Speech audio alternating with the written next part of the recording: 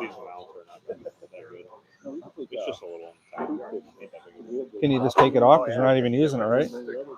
Close. I think it's live, so you shift it all the way that way to hit the button, then the button shows up on the other side. Yeah.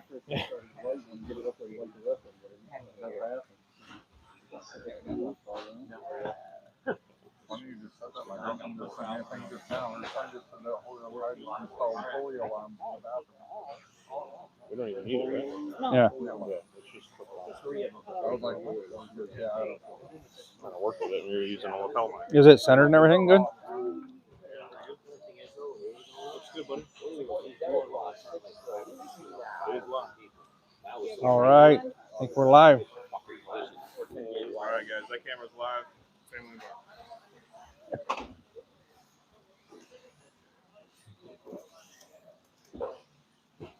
You'll have to. All right. Got us, Tyler? No audio. Anybody else got audio? Anything? Test the audio. Audio check. Test it. Got audio? All right. You got questions there? All right.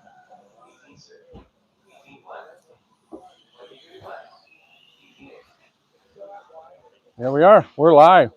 All right. What I'd like to do first and foremost is tell everybody what we got going on and why we're here. We're up at RC Madness up in Enfield, Connecticut, and we have the 2026 Mini Nationals going on.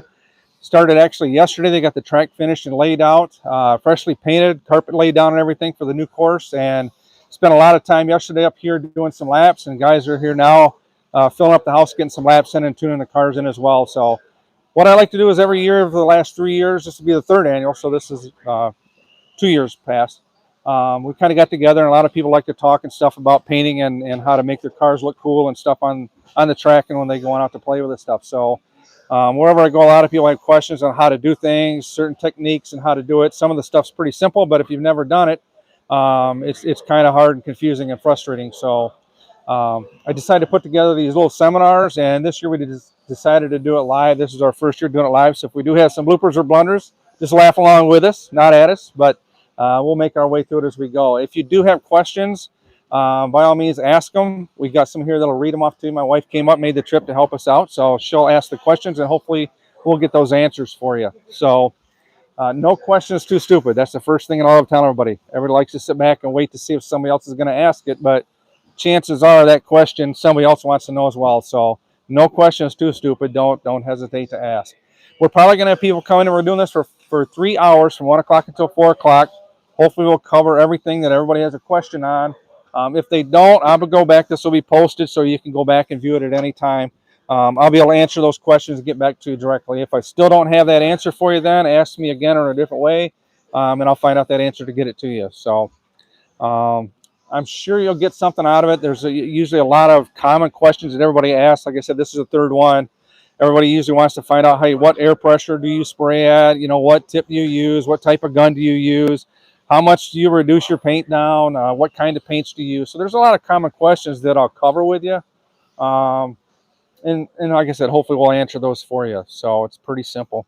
I'd like to thank Dean and Chris from RC Madness here, Tyler Marcy for helping set up this thing to get it going. I've come up every year for like 5 years now. I absolutely have a blast, love coming up playing with these cars, and it's cool that all the locals and everybody else that makes the trip here have a place like this to race at. So it's going to be a fun event for everybody, I'm sure. So with that being said, anybody have any initial questions that they want to cover right away, or I can lead into it as we go? If you got a question, don't hesitate to ask. I'll we'll stop and we'll work through it. So probably one of the most common questions that I get is, what air pressure do you shoot at? I mean, because think about it, if you can't have air pressure and you don't know how to spray it, you got to start there first. So there's a lot of times people will, read, or they'll get a different video, or they'll YouTube it, or they'll Google it, or they'll ask their local painter, what air pressure do you use at? And my answer is, there's no perfect air pressure, okay? When you're painting that body from start to finish, chances are you're probably going to get good enough to where you're going to want to change that air pressure several different times throughout the time you paint that body. And the reason being is if you have a bigger surface area to paint at, you could probably use a little bit more air. But if you're doing more details and more finer lines where you don't want that much air pressure spraying through there, you'll turn that air pressure down, okay? So if somebody's to tell you, hey, you need to spray at 32 pounds for air pressure, guess what you're thinking? I got to set at 32 pounds and I need to paint my body, right? It'll work, it'll get done, but you'll find out over time that you're going to want to fine tune that stuff as you go. And the same thing with the paints as well. You'll want to add a little more thinner or less thinner reducer to kind of get them to work with your whole project that you're doing, okay?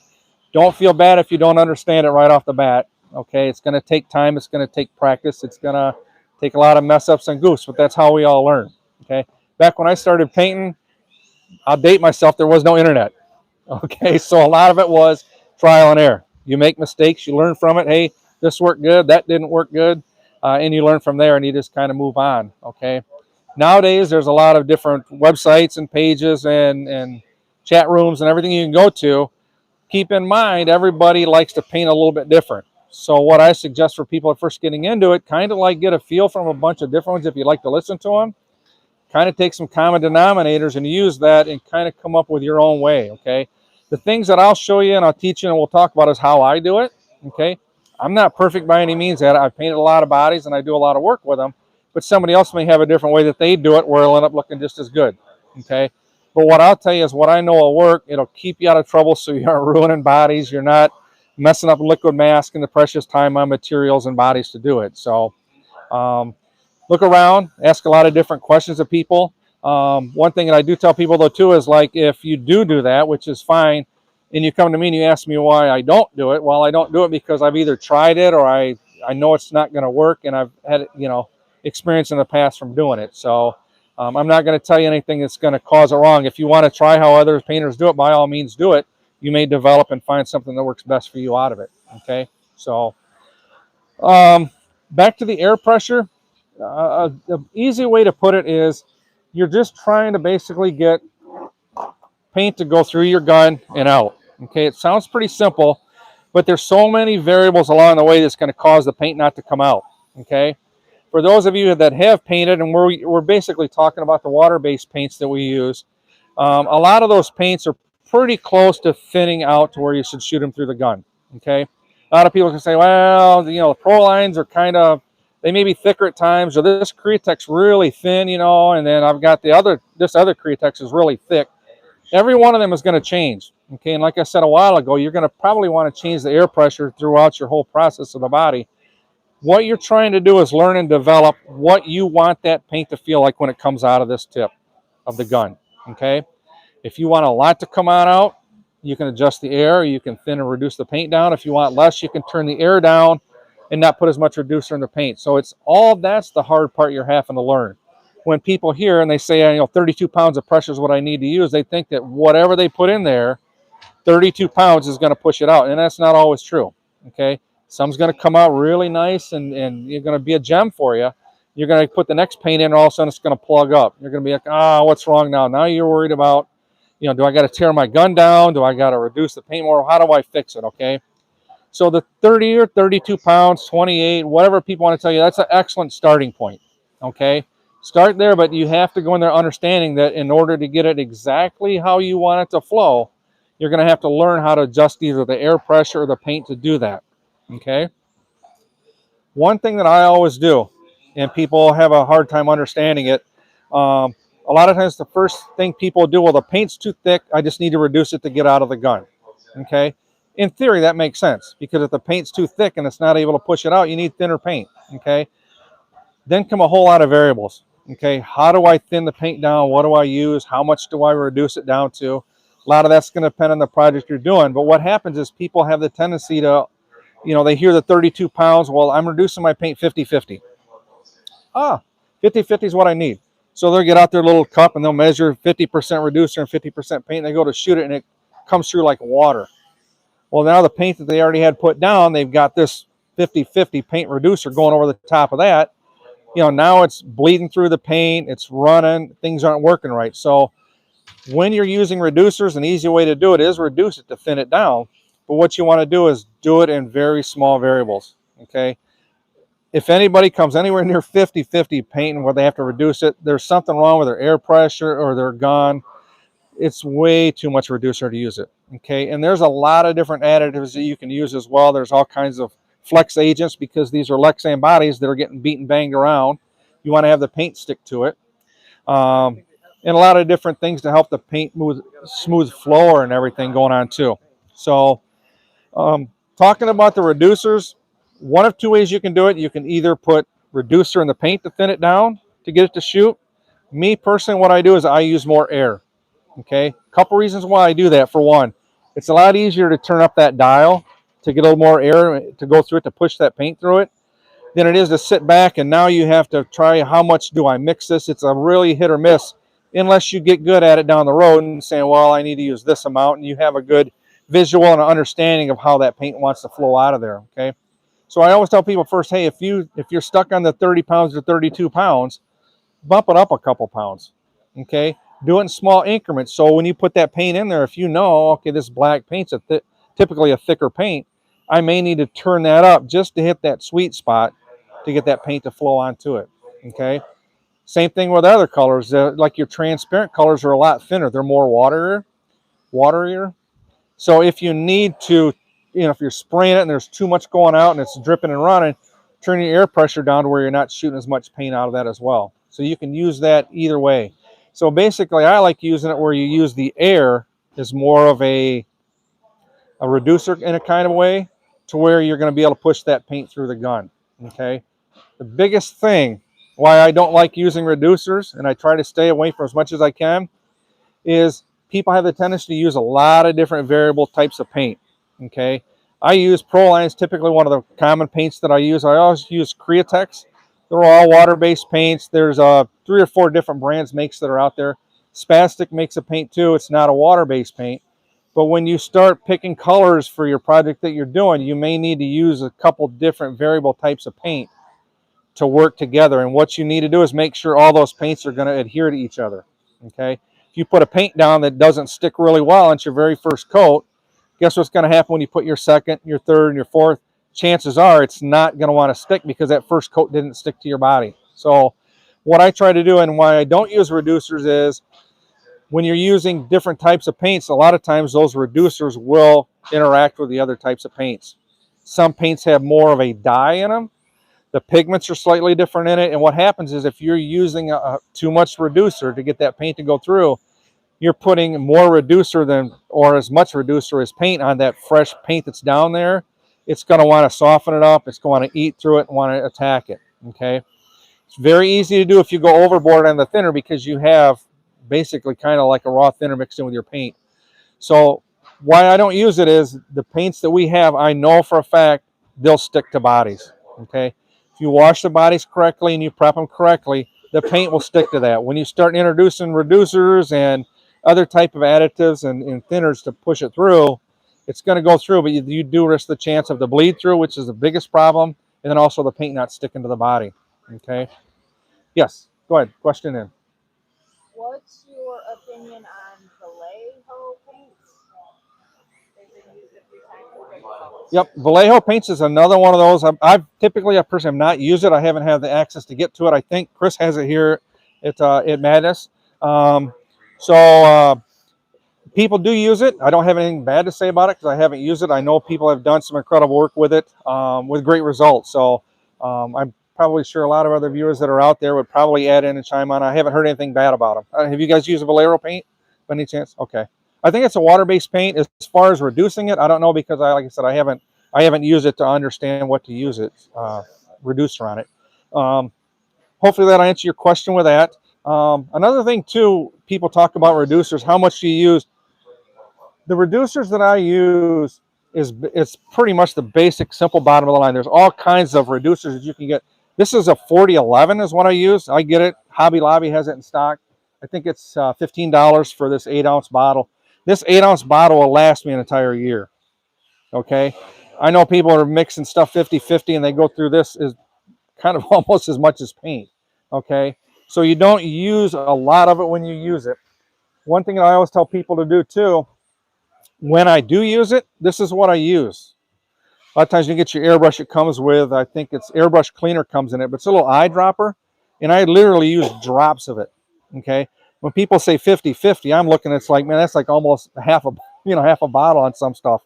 So you'll use just drops of it. And the way that I use it, any other questions on reducers or thinners? What's that? Yeah, 40-20. I know that they have changed some of the numbers that are on it. They all work very similar and very the same. I wouldn't hesitate to use any other type of that reducer that's on it. The one thing that I don't use any of the additives. You can see like the flex agents, and there's a couple different numbers that are out there, and I've tried them. I didn't really see a whole lot of benefit for me. I know some people say they like it because it helps the paint flow easier and smoother and stuff through it. The balancing clear, yeah, and stuff like that. So it may work. Okay, I'm not going to say it doesn't work. I personally don't use it. I find that the 4011 or your basic thinner will help it flow through there just as easy. The other thing too, and it's a good question you brought that up, a lot of times if you read those bottles, I was joking, kid, it's kind of like a box of golf balls. You read a box of golf balls, you got to buy that ball because it makes the ball go straight, further distance, it hands, it doesn't spin. They tell you everything you want to hear, but you still got to hit the ball, right? Those reducers, they'll tell you everything you want to hear. Oh, that helps it spray easier through your gun. It helps the needle from clogging. It tells you everything you want to hear.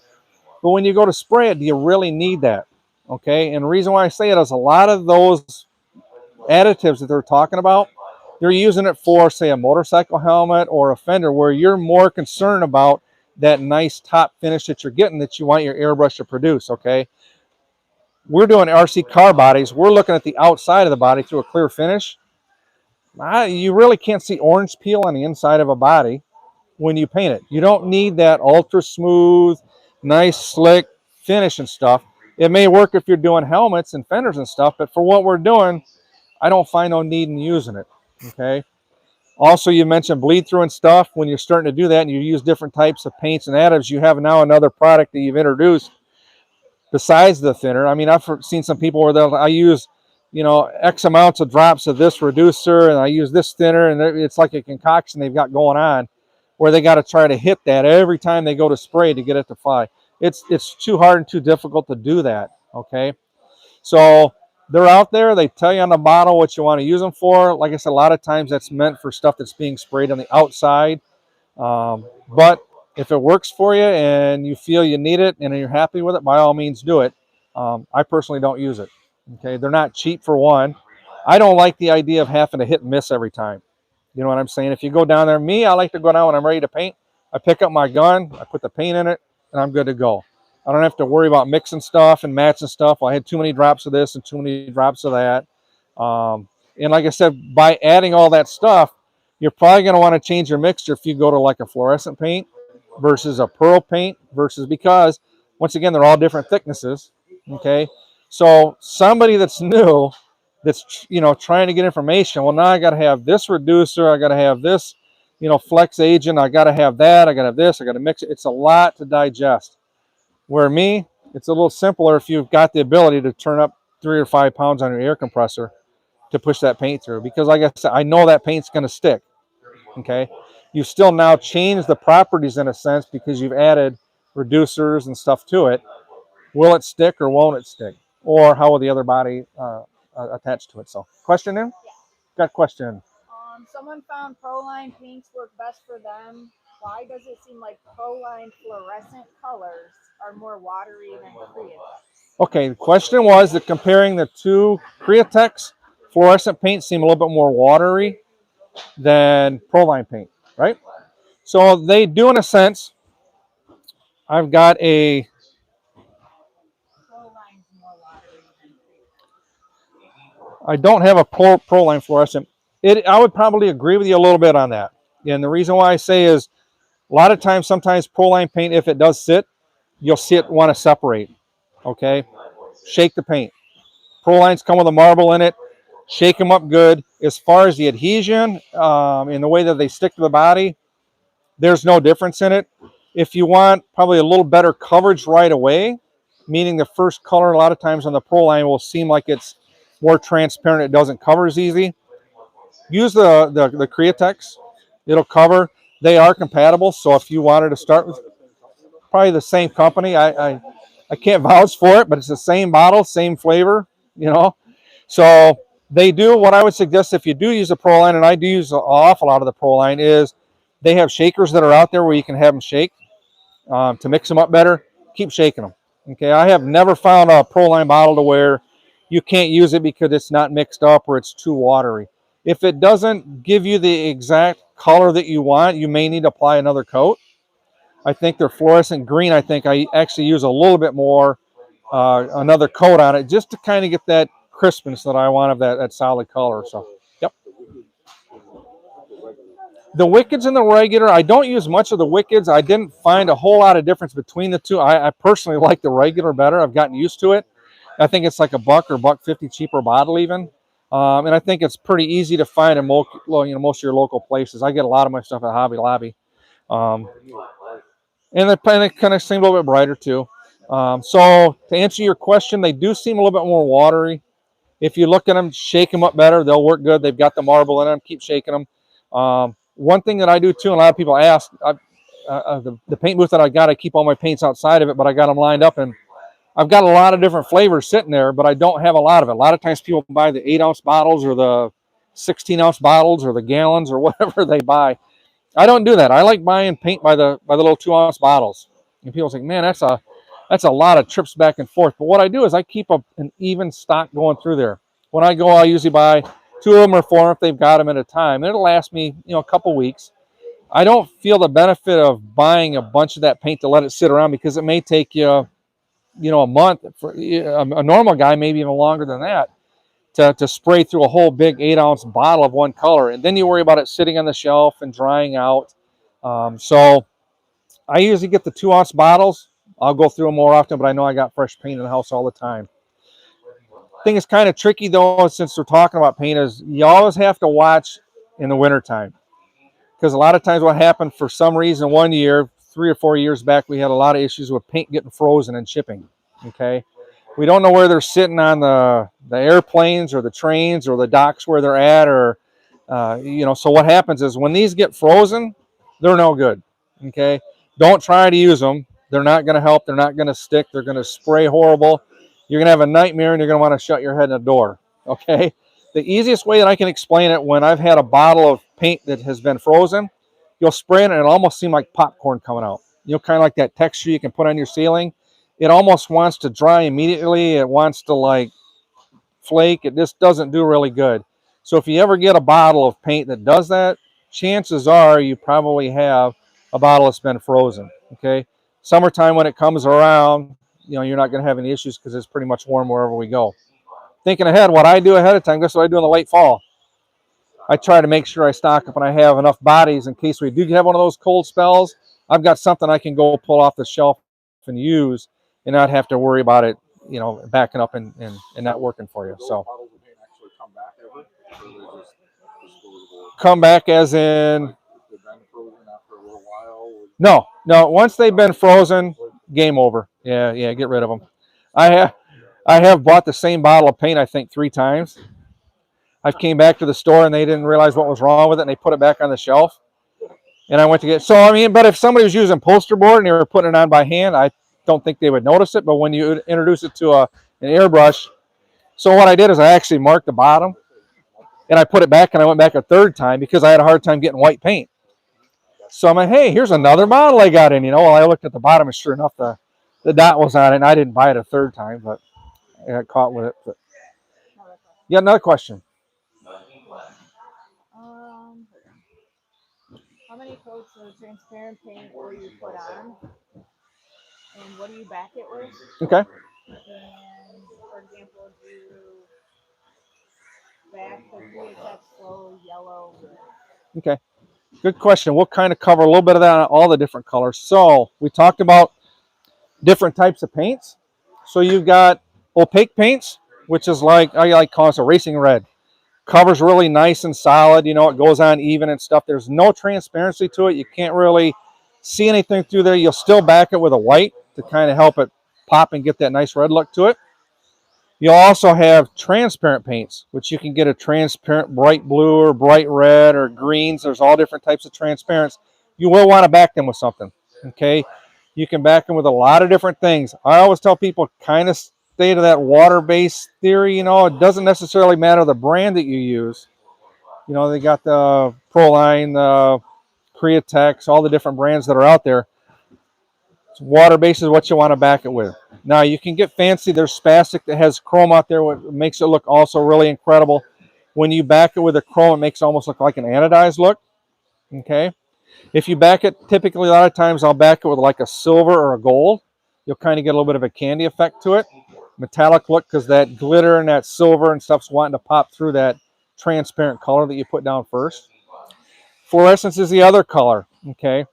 Rule of thumb, what I do for fluorescence, a lot of times where I think people struggle and have a difficult time with them is when you're painting, when you're layering the paint down, you want to have a nice even coat, and you don't want to get it to cover on the first coat. I think people get in a hurry and they get a rush. They'll spray it down like here's a fluorescent pink. They'll put it down. It's like, man, they hold it up and it's really transparent. It's like, oh man, it's not. I want this pink. This is what I want. You know, it's not going to come to you exactly like that out of the bottle. Okay. Fluorescents are typically transparent. Okay.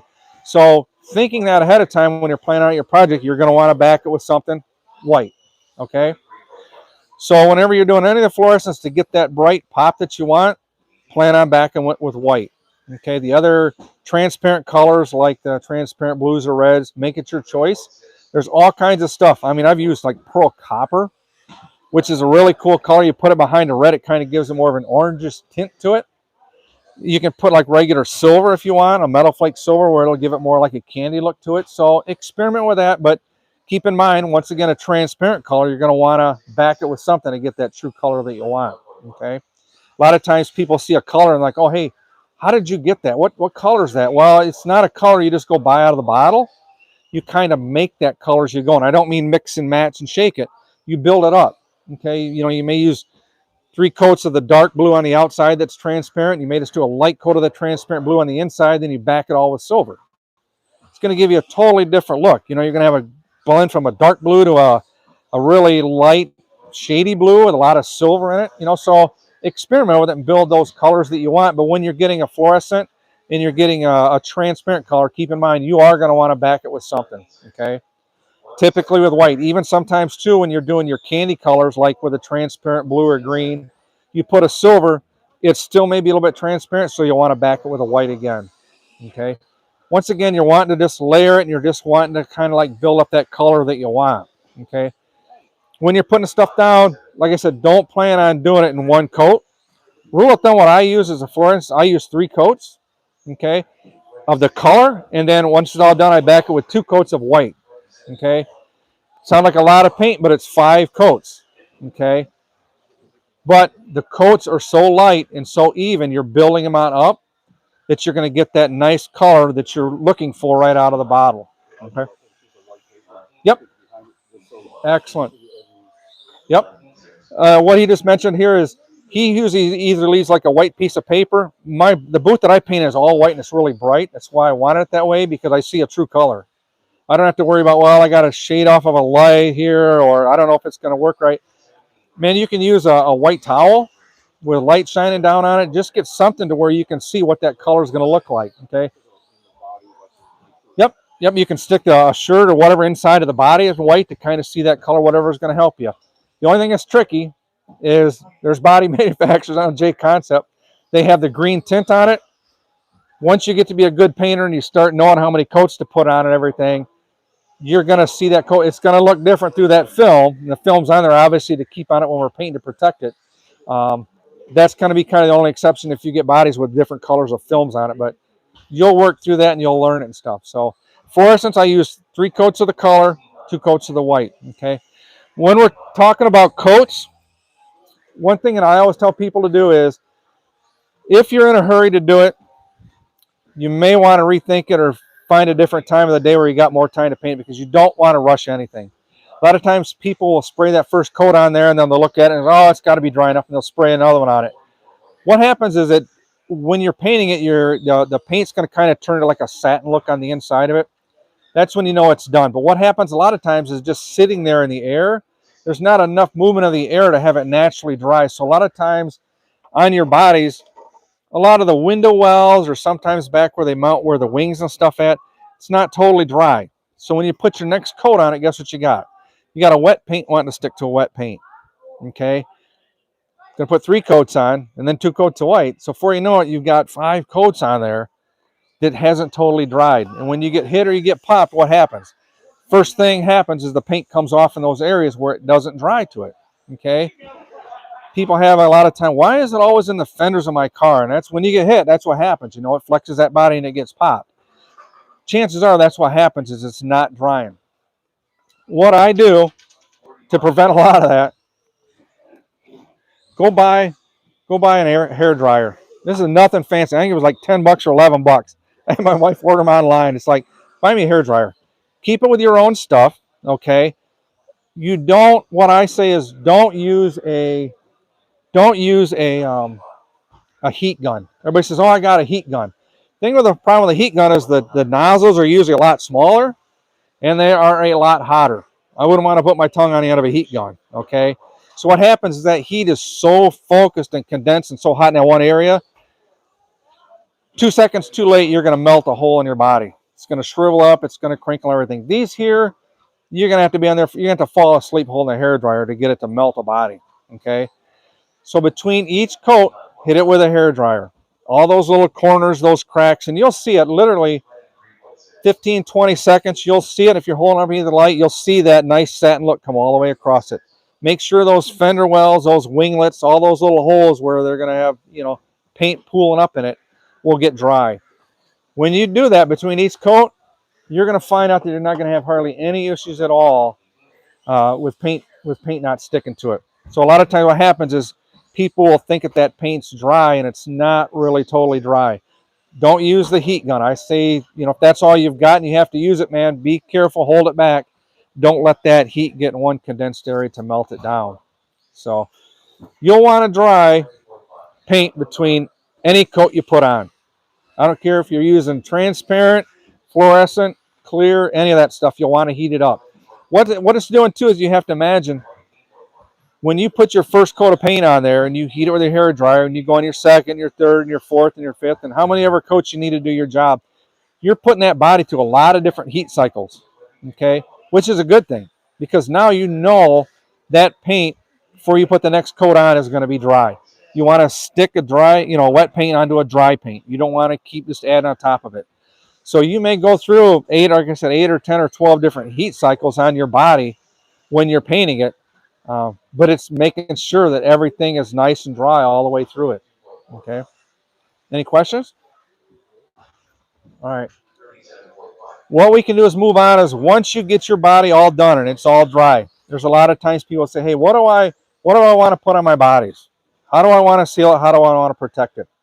So a lot of times what I'll do is there's a lot of different methods of doing it. What I like asking people is, hey, what are you using? What kind of body are you painting? You know, guys that are having rock crawlers where they're out, you know, beating them up on rocks and driving them through mud and doing all kinds of different things. You want to have something that's probably going to be waterproof, okay?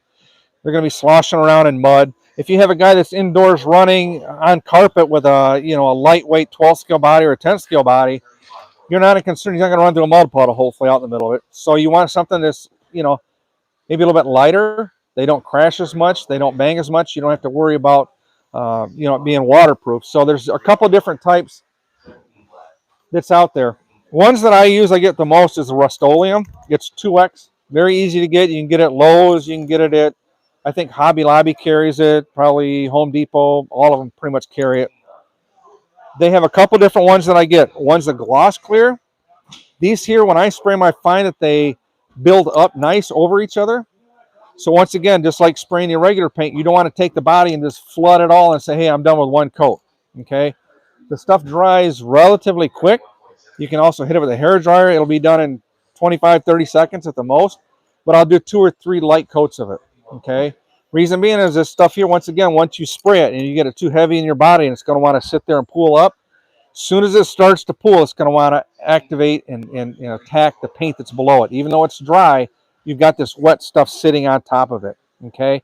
So by doing light coats, it pretty much dries before it even gets a chance to pool up. So, like I said, when I do it personally, I don't even use a hair dryer to it.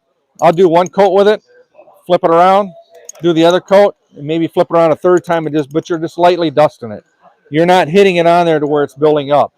The way I like to do it is when you do it, the gloss, you'll see when you put it on there, the first coat, it's kind of glossy, but you don't have it covered everywhere.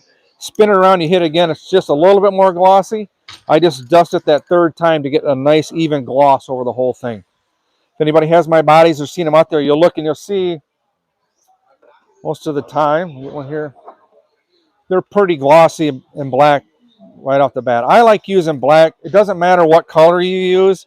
I use black because a lot of the bodies get photoed, and a pet peeve of mine is I don't like a body where you look through it and it doesn't look like a real car. I don't like seeing wires hang through it and seeing the opposite paint job on the inside of the A pillar or B pillar on the body. I like to have it look like a regular. Good question. So people get in a hurry and they say, well, hey, I'm going to kill two birds with one stone. I'm going to buy this stuff in the black. Okay, I back it with black and I get it with sealer. But here's the problem. You're trying to use that black for a color. Okay, a black paint. You see what I'm saying? You want to try to substitute a sealer for a paint. So sometimes people will say, well, I just buy the black and that's my paint and sealer, and I did two coats in one time and I'm done. The only problem with this is the clear acts totally different than like the black.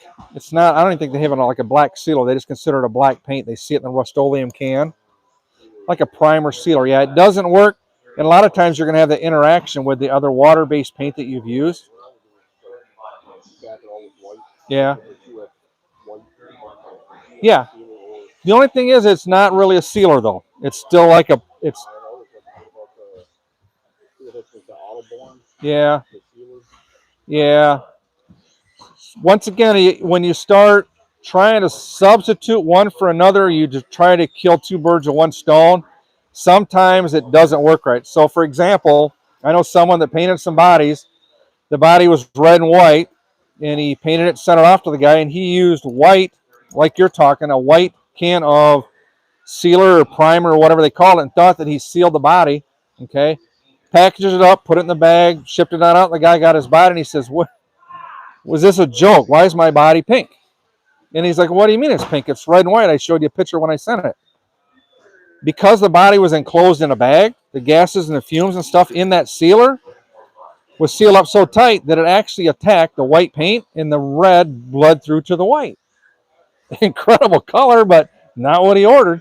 So once again, when you start doing that, you have a lot of different types of interaction where it's risky. I don't do it. I mean, some people try it. If it works, by all means, do it. The new guy going out there, get the can of clear. Like I'm telling you, you aren't going to have any trouble with it. Clear's not going to bleed through on it. Okay. So, like I said, some people, they prefer a gray and they find a can of gray, whatever they want to use for it.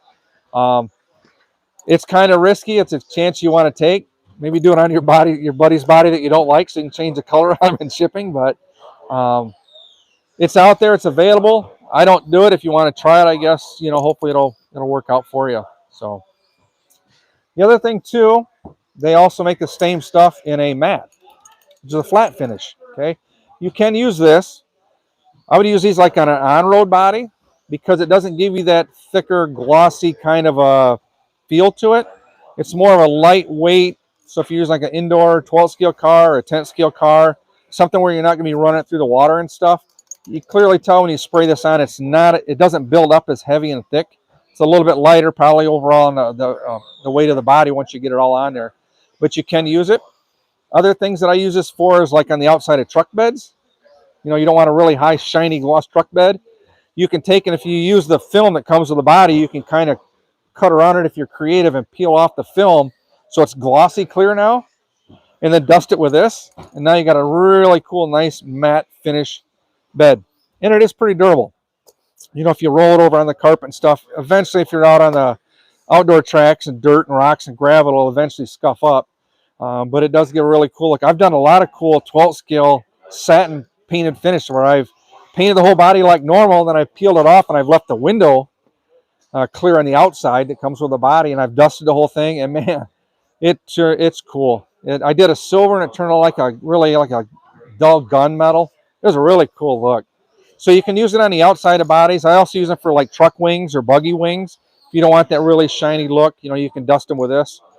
just to kind of give a little bit of a different texture to it. So you can use it on the inside or the outside, either way. So. We'll go back to paint real quick. Yep, go back to paint. Question. Does Proline make an iridescent blue, or is it just Createx that makes it? I want to say Createx calls theirs iridescent blue. I think they call, there's one very, very close by Proline. It's kind of like electric. You'll have to Google or go to their website. It's one of their newer colors. It's like a, I don't think they call it iridescent, but it's like an electric, very similar. I know the color you're talking about, and that is a cool color. I like getting that because I got a few people that run that color. It's almost kind of like a purple if the light hits it right.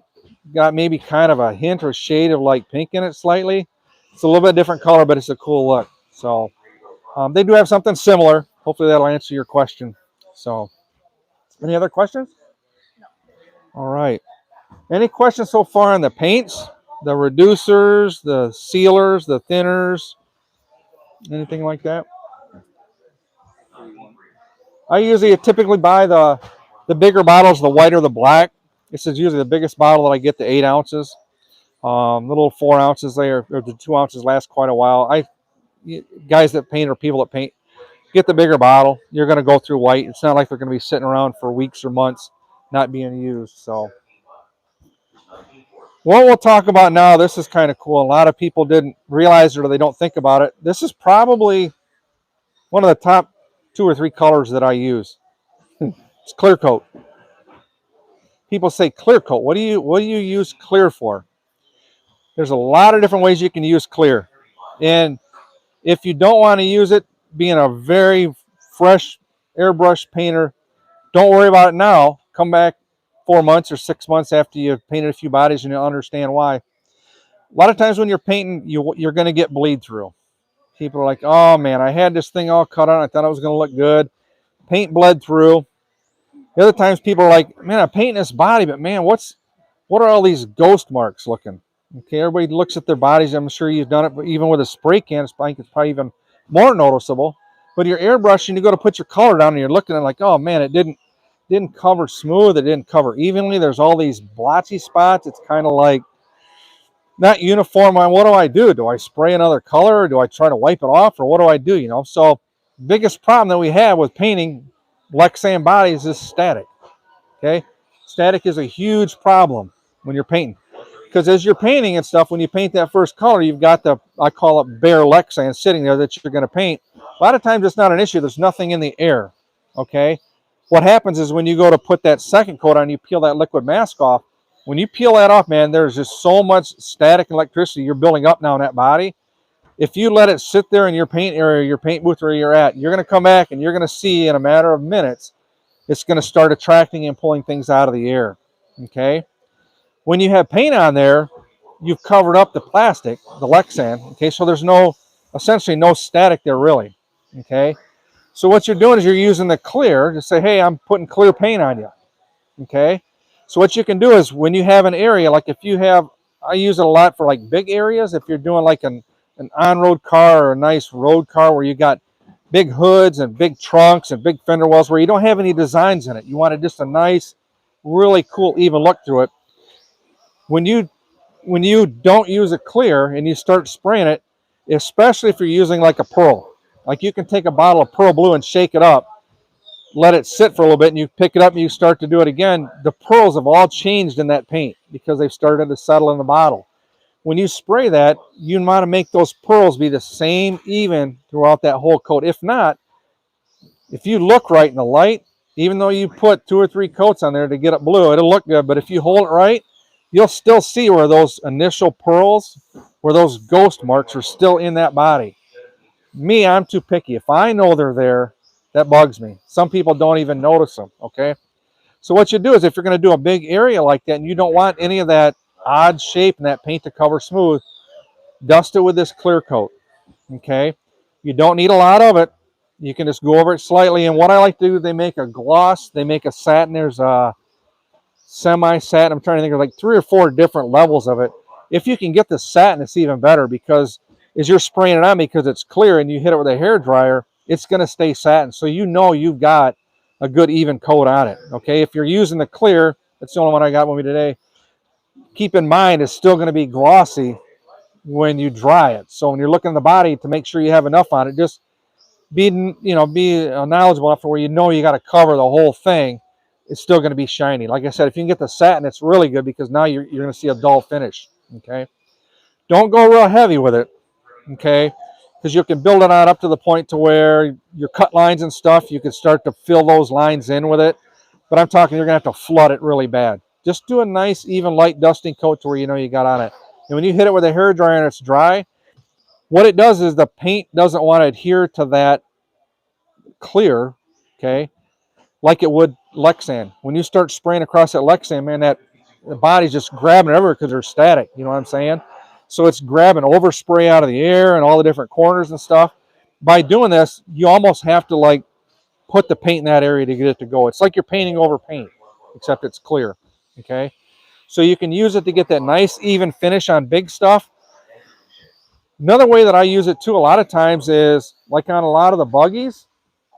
I use this little truck, it may be kind of hard to see, but when you're doing the window trims and stuff around it, a lot of times I like to back everything in black when I'm done with it. If you spray the paints correctly, a lot of times what happens when you put that black on there, if you put it too heavy, the black wants to bleed through on your cut lines. Okay? So you see the window trims there where you have to hand cut those around there. When you spray black, it's going to want to go through those cut lines. And if you're doing it on the whole body, you're going to have all of these different cut lines where it's silver to yellow, and all of a sudden you got this black that's wanting to sneak through there. It's because you put the paint on too heavy. Okay? At that stage of the game, there's not much you can do. What you can do ahead of time, though, to prevent that is just use this clear, because now what's going to happen is the clear is taking the place of that black, and now you've filled in that line so where nothing can sneak under it. You've already got clear there that's filled that gap in. Okay, so keeping that in mind when you're painting stuff, if there's fender wells or there's, you spend a lot of time on a detail where you don't want another paint to sneak through or go underneath or bleed through in that area, get some of this clear and dust it over it, hit it with a hairdryer, because you're fooling the body. You're saying, hey, there's paint on you. It's clear paint, but there's paint on you. Okay, so you can use that a lot of different applications, and I find myself a lot of times using it more and more often. If you're doing a lot of like thin line work where you've done a nice job and cut a clean line, you painted a clean line, just dust the edge of that so nothing will want to sneak up underneath there. A lot of times too, when people are first learning, they may cut a little harder than others, or they may just want to fill in that area so it don't crack. But the clear, pick up a bottle, use that. Don't go heavy on it, but just dust it around. You'll find areas where you use it more. And the best part, you can't mess it up. It's clear. I don't know which one you gave me. Spray over the top of it, you're not going to see any of it. Okay. When you have an area, because we just talked about that ghost look, when you peel that area off, it's going to start to track stuff. When you initially spray this, it's going to give you that ghost pattern because it's still a paint. Don't be afraid to put just another dust over the top of it. You'll see that ghost look go away because it's clear. You'll never see that when you paint it because it's clear. Okay. So I just have a routine question. So yeah. That would be after the beam mask is done, you go ahead and cut your first color line. Yep. You go ahead and you put the first paint down. Yep. And then are you doing your 2 or 3 coats of paint and then the clear? Are you doing the clear in between the paint? No. What you'll do is you'll do this after you're done with that color. That color. Yep. Okay. So after that one's done, then you're cutting the next. Yep. Lines, and then you're doing okay, that's a good question. We'll come back to that because we're talking. Good question. We had a couple good questions. He was asking about when do you lay it down, and we'll come back to that because we'll talk about cutting bodies. People have asked me also, hey, why don't you just spray this body and cover it first and then put your liquid mask over it and do your design? I've never done that. I need to try it because you're the second or third one that's asked about that because, yeah. Yes. Yep. What his comment was is the way you use it, which is the way I was describing it, is you peel off the color you're going to paint next. So you got a bare Lexan there. Put this dusting down first, dry it, and then paint your normal color. Okay, that's the. Yeah, never put it down. I've never done it because people have asked, well, why don't you just spray the whole body with liquid mask? And it may work. I'll try it and maybe report back. But the only thing why I don't do it is because you don't have to do it with every body with every color. You see what I'm saying? So it may be overkill. I don't want to be putting stuff down if you don't need it. You know, I just like using the areas where I know it'll work and where you can use it for your benefit. So, very cool. People, you know, they're surprised when you use clear.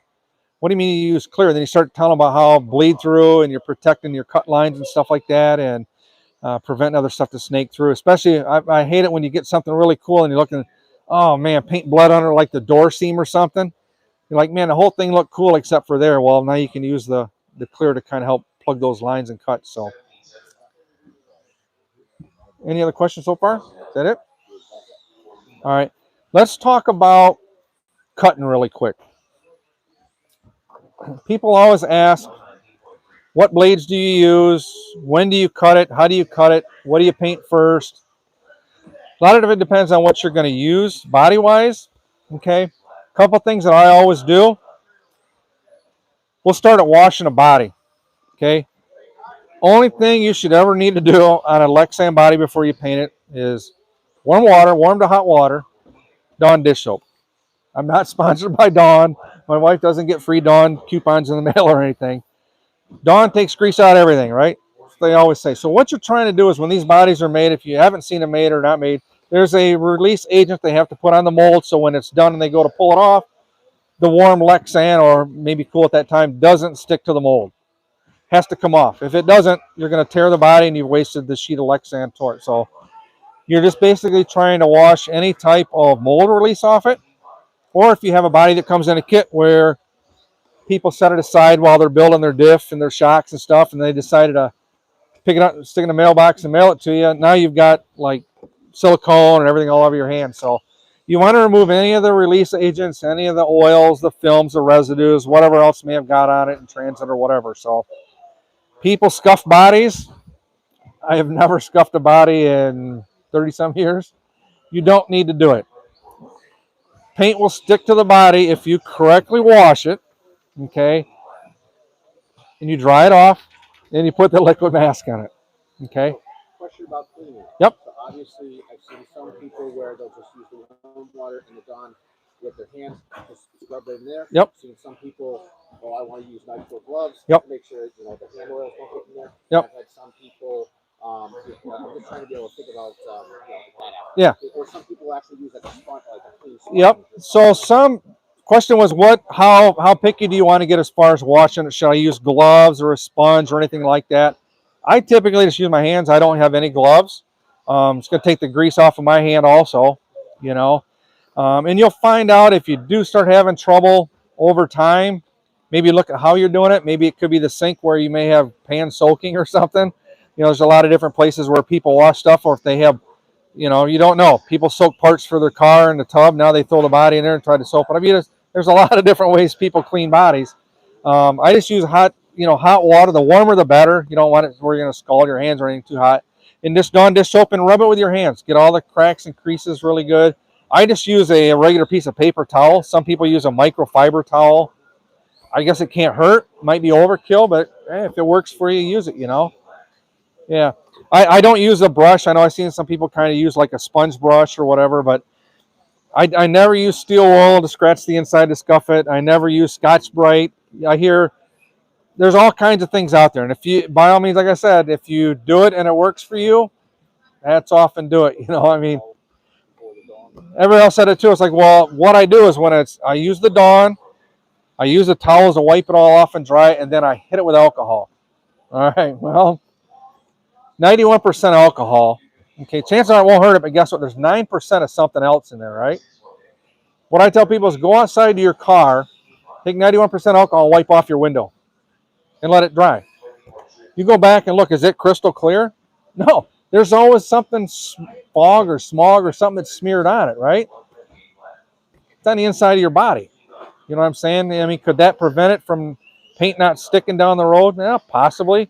I use alcohol all the time, not only to drink or anything, but for wiping off the outside of the bodies. Taking any type of scuff marks or grease or whatever on the outside, but I never use it on the inside of the body, okay, for cleaning purposes, okay? So if you do that and you find out you still want to scuff them, you can't scuff if you use like the mirror chrome paint because it'll show every little scratch in it. I don't think you need to use it. I know it's a lot of time people spend doing it to feel confident it's going to stick. The water-based paints nowadays, I've had a couple bodies I've personally been in a race, and I've hit a big size Marshall, and it literally turned the inside of my truck body inside out.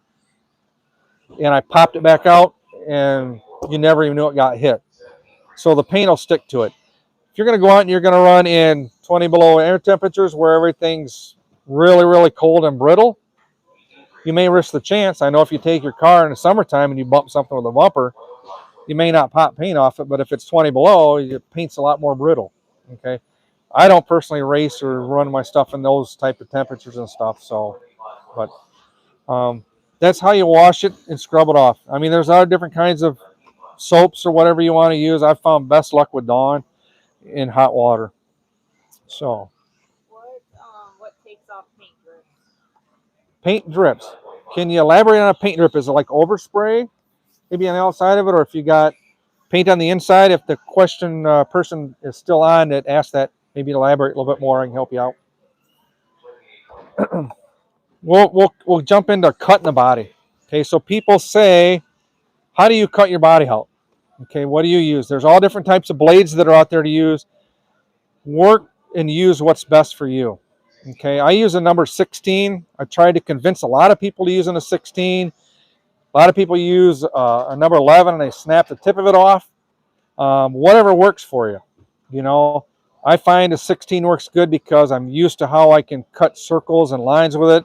To me, it helps do parallel lines really, really nice and easy. If you follow my YouTube page, I got videos on it, kind of comparing the different angles of the blades you have to hold them to make that same cut. Number 11 blades, if you're cutting a really fine line and straight, it's kind of hard to keep that blade from waving and getting crooked on it because this is the design of the blade. You have to hold at a different angle to drag it to get that nice parallel cut. I can get that with a 16 because how you hold the blade and how it feels comfortable. So there is no right blade or wrong blade. I'm not telling you have to use a 16. Whatever you feel comfortable with, okay? There are other tools that are out there. I brought this one along. I bought it, and I think I used it for 5 minutes and never used it since. X-Acto make it. It's a swivel blade. People are like, oh, man, I'll cut some sweet drips with it and nice curves and arches and stuff with it. And the only problem, it works, but for what we're doing, it's not sharp enough or detailed enough, and it's not fluid enough. It's not smooth enough. When you take it and you start to cut it and you draw it, it still kind of wants to wonk and jitter on you. You know, it doesn't really want to be that. It tells you, kind of like the golf ball box for time. It tells you everything you want to hear. Nice, smooth, fluid lines. Until you go to use it, it just doesn't work. And people use it and it works for them. By all means, use them.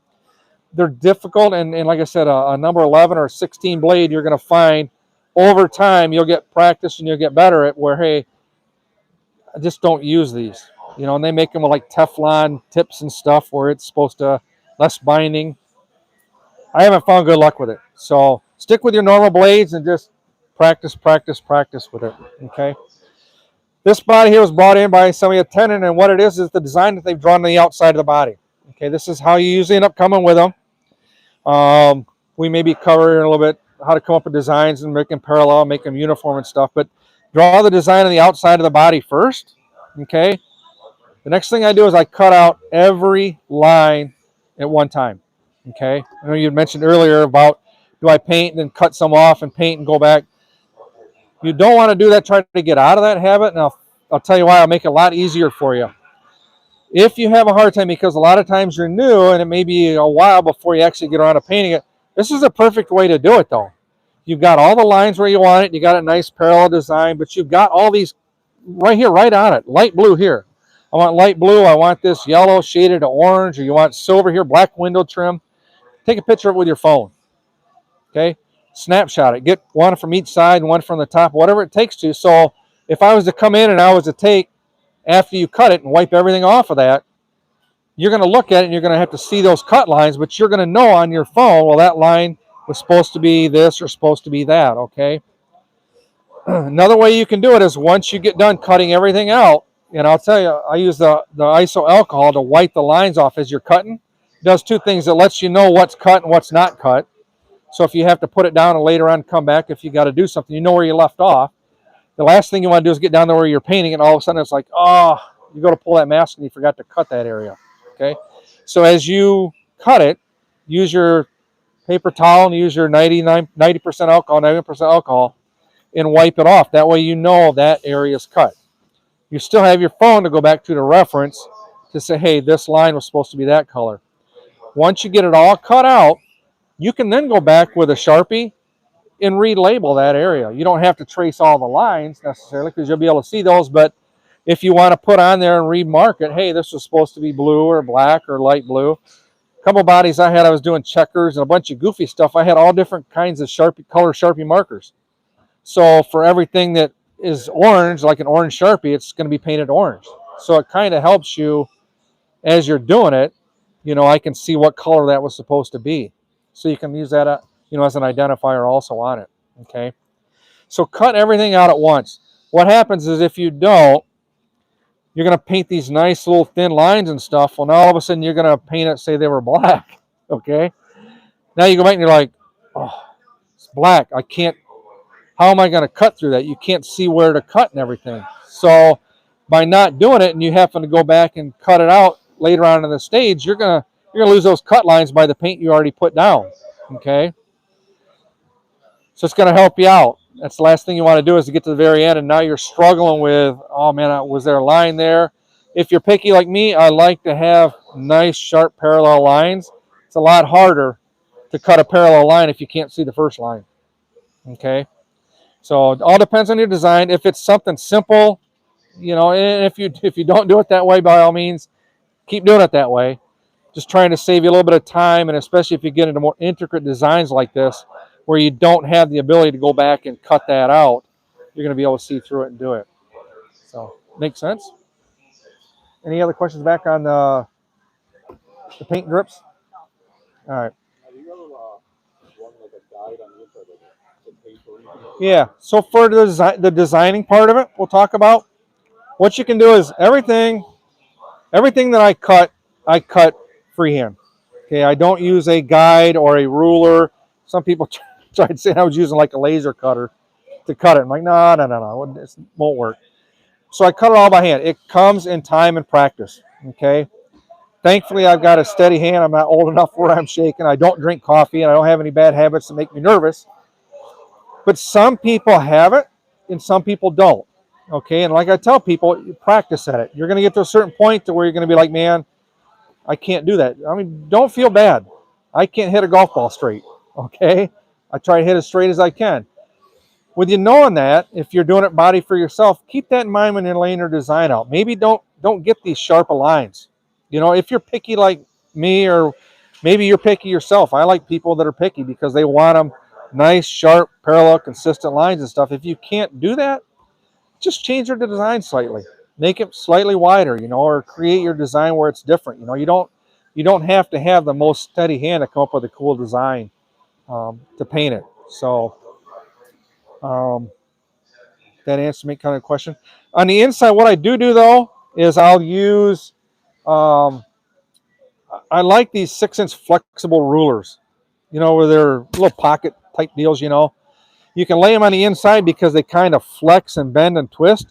So like on some of my bodies where I got a sharp line that goes from one end to the other, you can take that when it's clear and you're drawing your design on the outside, hold it up on the inside, and that way you can kind of trace along. It kind of gives you a little bit of a guide. And it kind of, when you're doing your next line, if you want to kind of be kind of like all on that same platform, that same angle, it gives you that ruler to kind of sit down instead of trying to freehand a cut to it. Does that make sense? Okay. Any other questions on designing or cutting it? My actual thing is with the mask. Yep. So when you're putting down the mask, obviously, from what I've heard from many different people, Yep. is you want to be able to put down 3 light coats. Mm-hmm. And you want to be able to obviously have it, dry to where it's somewhat transparent Yep. between each coat and build it up. Yep. So is there a point where, okay, oh crap, I put on too much? Okay. Is there something like, oh geez, maybe does this look like it's enough? Gotcha. Only to the point where when you are cutting it now, it's like, oh Jesus. Right. Right. Good question. And what we'll do, I'll cover all of it for you. Hopefully we'll answer the question in the meantime. Liquid masking bodies. There are several different types of liquid mask out there. I use Proline, okay, common one that I use. There's Bitty mask. There's Bob Dively years ago. I used to use that. There's Spastic. There's probably 6 or 8 different kinds easily out there to use. Okay, Spraylat. I was a big fan of Spraylat. You can buy it in a gallon. Okay, kind of works very similar. The thing is every one of them will work.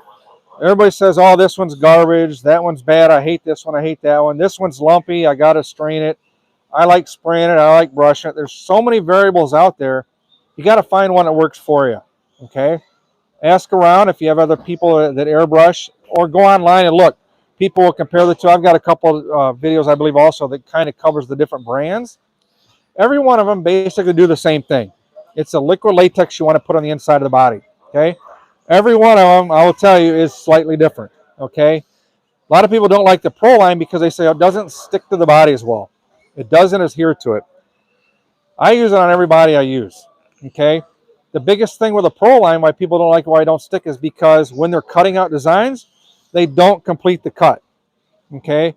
So, for example, if you're doing a window trim and they cut around it, if they don't meet that other cutting point at the very corner, you know how you get that little snag that'll hold onto it, and if you go to pull it, it doesn't take much to peel that liquid mask off. So yeah, it doesn't stick like a Bitty design or some of the other brands do to it.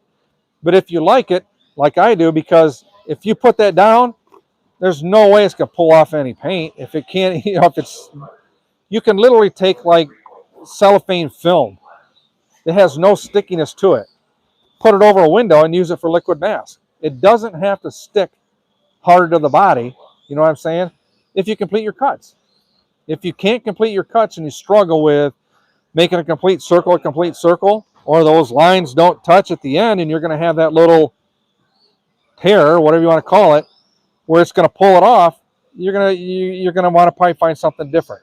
Like if you're doing a lot of lines that are parallel and you get to the front where there's the hood crease where the hood latch goes in, and you don't cut that across that little bump there, chances are it's probably going to want to pull it off when you pull it if you're not careful when you do it, okay?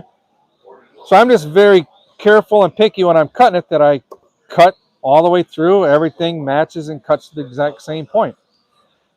Bitty design's the opposite. It does stick more. You can hear and see, I've used it in the past, when you go to pull it off, it takes a lot more to pull that stuff off. You can hear it when it's stretching and stuff. So if you want to get it to use it, because it sticks better and you're not really good at those exact cuts and being perfect with it, get that and try it and use it, okay? A lot of people complain, I don't like Bitty because I can't spray it. I was a big fan of Bitty when I used it years ago. It was a lot thicker, okay? It was kind of like the thickness of the Proline and a lot of the other ones that I use. I hand brush everything on. I don't use a gun. I'm old school. I'm used to feeling how thick I've got to push down that blade to get it to cut, whether it be a thin body or a thick body. I don't like the cleanup of a gun, because you got to get an alternate gun to spray it on. You can't use your regular airbrush. I don't like wasting it. When I'm done painting, I can tell you, I go rinse out my brush, and there's maybe a quarter size that I've wasted, just what's left over in the brush, okay? And I don't like the overspray going all over my spray area, okay? I don't care how careful you are with your gun trying to spray it on there, you're going to get overspray, okay? So if we're wasting the stuff, the overspray, the cleanup and stuff, I don't do that. I've always hand brushed it on. I don't use any the spray guns. A lot of people complain because it was too lumpy. Well, now you gotta strain it out with a hose, a nylon or something to weed that out. And they hold on. Well, look how much liquid mask I've wasted because it's clumpy. I'm paying for this stuff that I can't even use. So there's a lot of different liquid mask out there.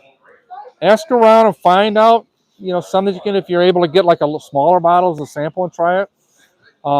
Every one of them is different.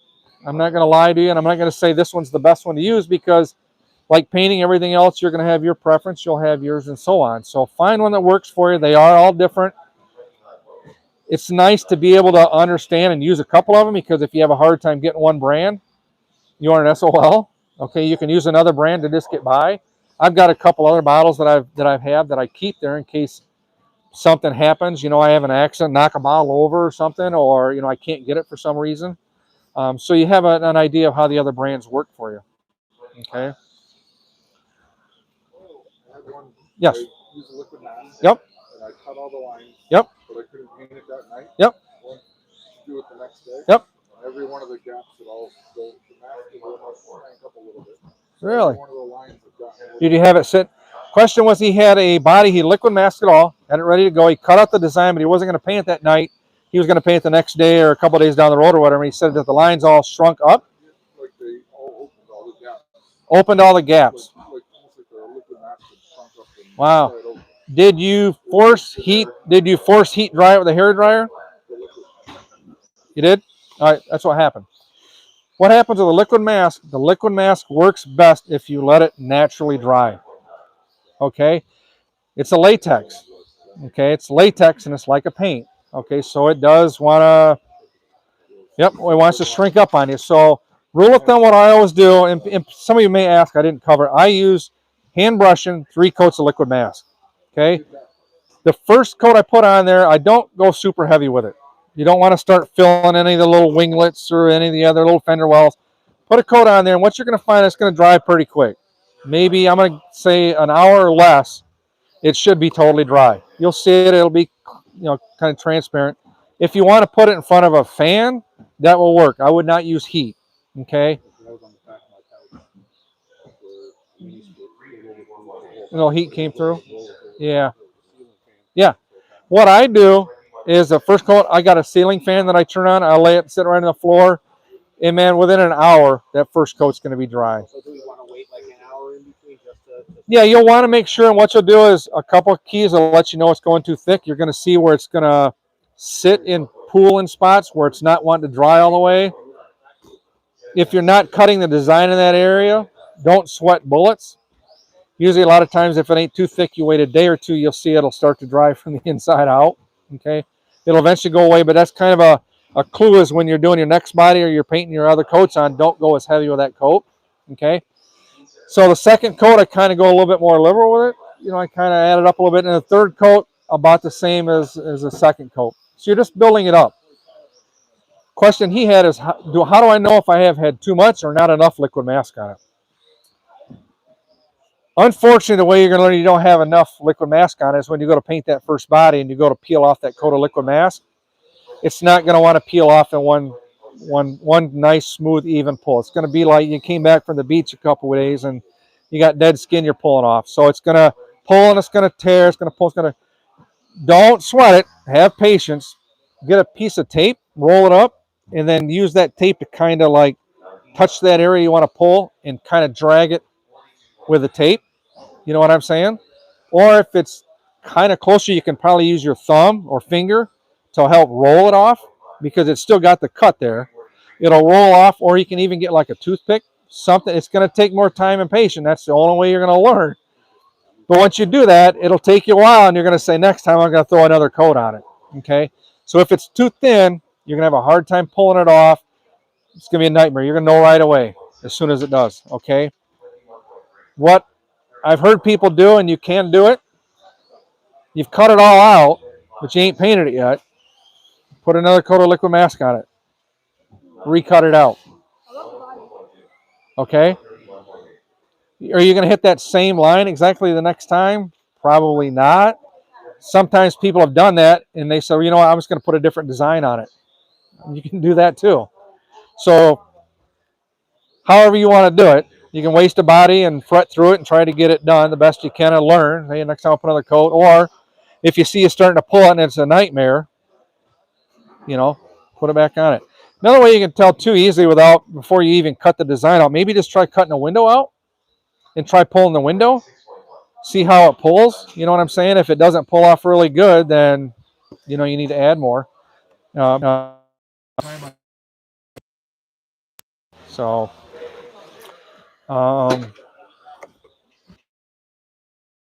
first. All right. We're still going live, though, I believe. You put the window mask on and overshoot it with that? Good question. What a lot of people do, and I don't do it, but I know a lot of people do it. They'll put the window mask that comes with a body inside of it, and they'll liquid mask over it. Yeah. So you don't have to cut those windows out. I have never done it. I have to try it sometime to tell you. I know a lot of people do it with great results, so I would say don't do that. Yeah, and the same thing with, like, lettering I haven't done either. I know a lot of people do it. Other people have done it and tried it with good success. So if you put the lettering on the inside, I've never done it, so I can't explain how it peels off the edge of it, if it still gives you the clean line or sticks to it or whatever. So it's still good. All right. Any other questions on the cutting of it? Let's talk about how deep do we cut. Okay, that's probably one of the hardest things when you start getting into designs to do, because it doesn't take much. Like this here's a 12 scale on roll body. I don't think it's a lightweight, but they're thin. Okay, doesn't take much to hit that body and crack it and pop it, and it's gonna split right on that seam that you cut if you cut it too hard. Okay, how hard is too hard? I can say, well, I'll just cut it lightly. Well, everybody's lightly is different than everybody's lightly. I always try to explain it like you're cutting the skin off of an apple. Okay, you'll feel it kind of hit, you'll feel it kind of drag. If you got a sharp blade, you'll feel that drag, and it's going to take time and practice to feel what that drag is supposed to be like. Okay, there's no way to explain it. I can't have you feel what I'm feeling, how hard to push. But if you start seeing things split, a lot of times when I go to tracks and races and stuff, I'll look at bodies that I've done to see, am I pushing too hard on corners? And I always tell the guys to give me feedback. If there's an area, like for the longest time, people were doing short course trucks, and I was cutting a lot of the detail on the bed line to get the curl and roll bar and stuff. What was happening is when they would hit, that body would flex, and they would want to eventually, in time, cutting splitting right across that cut area where the roll bar was at. So you're going to learn if it's cutting too hard. I did a super lightweight 12 scale body years ago, and the guy went to the end of the straightaway, hit the board, and coughed both the headlights out the front. I had to laugh, but I also painted him another body. But it was kind of funny to see. But you're going to find out if you're cutting too heavy, you're going to see people complaining. You're going to start snapping the bodies on those cut lines. Yeah. Yep. So if you're not cutting heavy enough, I guess you're going to find that when you peel that liquid mask off, even though you got it thick enough, it may not be enough to cut through. One thing that I'll tell you that when you get, I guess, good at it, or you've done enough of them, I've heard people say that I've cut this body out and I use like 14 blades. I don't know if that makes you think that you're a surgeon or you're getting a cleaner cut. To me, it tells me you're pressing way too hard if it takes 14 blades. I can almost tell you I can do 14 bodies with one blade. If it don't roll off the table or you don't nick it when you drop it on the counter, those blades, and it's X-Acto, it's not a special brand. If you're going through that many blades where you can't feel that drag, you're pushing way too hard.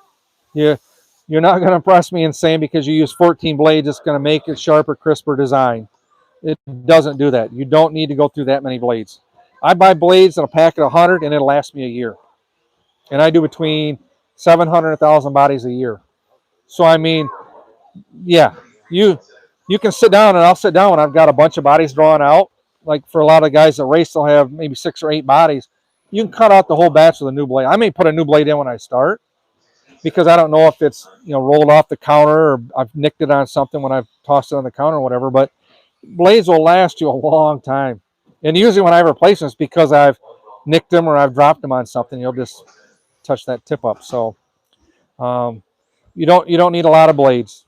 If you're using that many, you're pressing way too hard on them. So any other questions on liquid mask? The brush that I usually get like a very similar to this one. What I get is, I want to say it's an inch. I think this is probably like an inch and a half. I usually get an inch.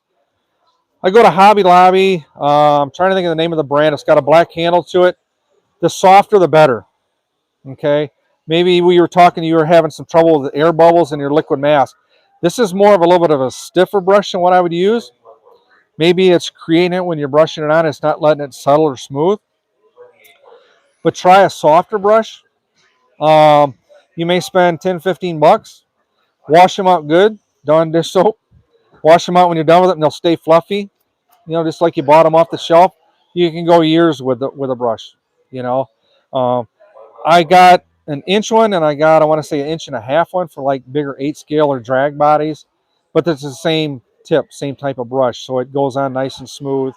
Has a tendency to, and people always talk to, they like to spray it on the liquid mask because it gives a better finish. They don't feel the brush strokes when they're cutting it. I've never felt a brush stroke in my life. They're feeling something different than what I can feel, but so they'll use an air gun to prevent the brush strokes. I use brush strokes. I don't feel any of the thicknesses in it. Goes down nice and smooth. Wash it out when you're done, and you're good to go for the next time you use it. So we had some, bring in some aerosol cans too. A couple of things I can say about aerosol cans.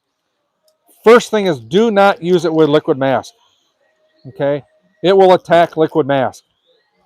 As soon as you go to spray it on liquid mask, it will fill in any cut line, and you'll have like the worst texture bubble gum on the inside of your body. It's the aerosol that's in them will ruin a body in a heartbeat. So if you're ever going to do anything with liquid mask, do not use a spray can.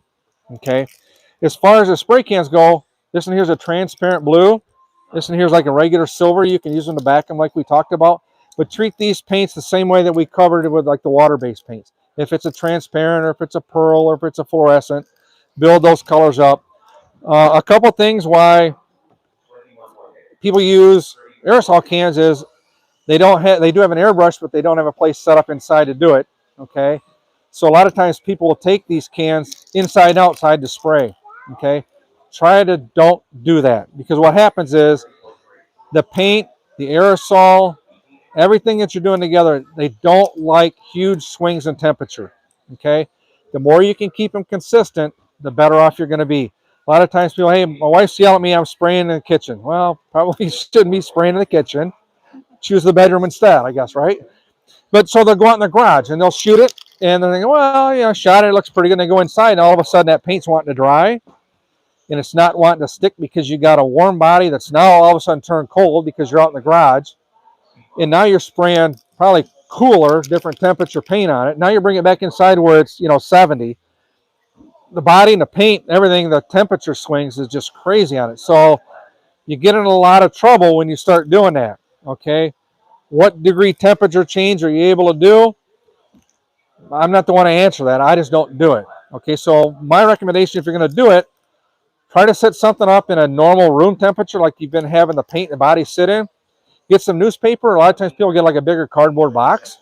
Spray it in a box just to kind of keep that overspray down. Okay, but try to avoid those huge temperature swings. That's what's going to get you in a lot of trouble, because a lot of times you just spray this, you can feel the body gets cold. By the time the aerosol pushes this out, it gets cold. Then you got a warm body, and you're taking it out in the garage where it's colder yet, and you're bringing it back inside. A couple of tricks that I used to do when I was a kid, I always used to spray paint my pedal bike. Like every other week, I had a different color. I love to tear my bike apart and paint it. I would always take and soak these or heat them up a little bit, put them in a pan of water, and just let them sit. You get that. The tips that are out nowadays are incredible. Some of these nozzles they've got, I'm trying to think of some of the other testers. I think I was painting a hard plastic body, and some of the nozzles they got out, man, I swear it's almost as good as an airbrush. The way it comes out, you can't adjust the paint flow, but I mean the way it sprays and comes out, it's incredible. But the warmer paint seems to flow through the nozzles a lot better, especially if you keep them clean. Keep the nozzles clean when you're done spraying, so it doesn't want to build up on the end of it when you're painting. So just a couple rules of thumbs. Don't use a liquid mask. A lot of times people say, hey, I think this mask is garbage. Well, what are you using? Well, I'm using a tester, spray can, rattle can. So they didn't know. So any other questions on the aerosol cans you can think of? So, quick question Yep. regarding like the pearl paint or the more translucent one. How do you avoid like getting like tiger stripes or the Yeah, blotchy spots? when you're good question. The question was, how do you avoid the ghost marks and sprays and stuff when you're doing the aerosol can? You're kind of limited to. A lot of times, what I would do is if I was doing an aerosol can and you had a bigger area to do it, try to dust the the area as quick as you can. Okay, instead of starting at the front, you know, and coating it and working your way to the roof, and now you're to the back, try to like put a dusting coat on most of that area as you can all at once, because that ghost mark is now your biggest area, so you're less likely to see it. Don't start at one area, you know, now work your way, because by the time you get to that back, that overspray's already worked its way up to it. Okay, you're kind of limited, and typically if you're using aerosol cans, you're not really worried a whole lot about detail, and a lot of times it's a quick hit, quick one-shot body and stuff like that, so you're kind of limited. But any other questions on aerosol cans? Any questions there, sir? No questions yet. All right, let's talk about these couple bottles here really quick. There's two colors of spastic paint that I use. Everybody has to use spastic. So spastic paint I've used in the past. They've got some really cool colors. They've got root beer. They've got like a candy blood red. If you have something that you want to take time doing, okay, I'm a little bit more pickier. You're going to have to build the colors up to where you want. Kind of like we talked about fluorescence and some of the transparent colors. You're not going to get that exact color right off the bat. These here, I've heard of people thinning them. This stuff is like water. There should be no reason you need to thin spastic paints.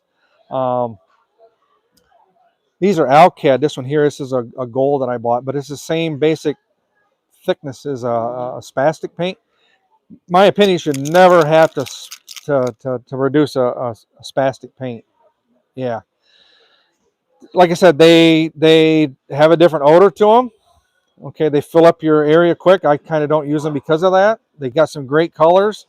The other thing to keep in mind is when you use them, they're made out of a different type of dyes and pigments and stuff to them. So if you're crossing these over and want to use them with a water-based paint, use caution. There's all kinds of bleed blockers and all different kinds of stuff that you can put over the other paint so this paint doesn't attack them because it's more of a dye. You got to be more careful. For a beginner, I try to steer them towards a water-based paint because there's less chance of that happening. If you want to get creative and somebody says, hey, I need to have that candy blood red paint, then obviously buy it. But keep in mind that when you're spraying it and you're cross contaminating paints, if you want to consider it, you're going to have to worry about that because they do use more of a dyes. And like I was talking earlier, where that dye wanted to attack that pink and white paint, turn it pink. So be careful when you do it. The chrome that they have, I absolutely love. I don't use it a lot. I use it mostly on cars that are people doing for show, or they want to have nice chrome bumpers like older cars. Or I don't use it a lot on pinstriping. I know people use it. For pinstriping, I have a different silver that I use, but people say if you do use it, use their back blacker. I guess they have a lot better luck with it. Okay. I've tried, I typically, when I use it, I back it with Createx black, which is a water base. It sticks pretty good, but I still had trouble with it wanting to lift. But something what I guess their black backer to use with their chrome, it avoids that. I haven't used it to try it, but everybody I heard says that they do it and they don't have any issues with it all. So that's my recommendation with it. Okay. Yep. Okay. So that's the two that I use. There's a gold Alclad is the other one that I use. It's kind of like a gold because they had kind of a gold look that I was using with it. So as far as the painting order, okay, we talked about liquid masking it. We talked about cutting it. The way that I do it, everything's cut out, and the first thing I paint is the thinnest line. Okay, people like to argue all the time with it. I've convinced a couple people to try it, and they've actually said, all right, I think you're right. I cut and I paint the thinnest lines first. Okay, reason being is you're going to have, like, we'll say this design here that he has may have probably 6 or 8 different colors on it by the time we're all done with it, or more. You're going to have that many layers of paint on there. So if you're thinking, and people always say, well, no, you got to paint your darkest colors first. Rule of thumb, plastic models since I was a little kid, what have I done? You got to paint your darkest colors first. Okay? You don't have to do that. Water-based paints are a little bit different. If you spray them right, you dry them like we talked about in the hair dryer, you can put whatever color over whatever color at any time. You ain't going to have to worry about it. Okay? So the thinnest lines first. Reason being is you can see those lines. It's not buried in 3 or 4 or 5 layers of paint, okay? So if you're painting your first color, darks, black, right? I paint that black color first. You paint black. Now you go through there. How are you going to dig out your thin line? You're going to have to search. You're going to have to look. You're going to get a magnifying glass. You're going to get underneath the lamp or something to try to find that thinnest line, okay? 6 or 8 colors down the road, now you're thinking because you're going that darkest to lightest, your last line is going to be white. That should probably be the last line you're going to paint, right? If your thinnest line's white, you're probably not going to be able to find it and pick it out of there. And what happens is as you paint it, paint's going to fall in that cut line. Okay, it's the way it works. That's how you get sharp lines. Now when you're having to pull that real thin line through all those different layers of paint, you're probably going to get nowhere near as sharp of a line because you've got all those layers of paint that you've built up along those cut lines.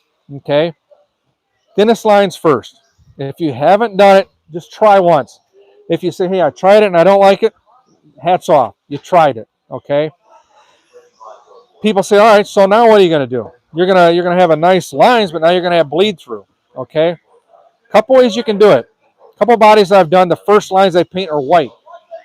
Thinnest lines are white, or they may be fluorescent yellow. What you do is you do your 3 coats of fluorescent yellow like we talked about, your 2 coats of white and you dry it.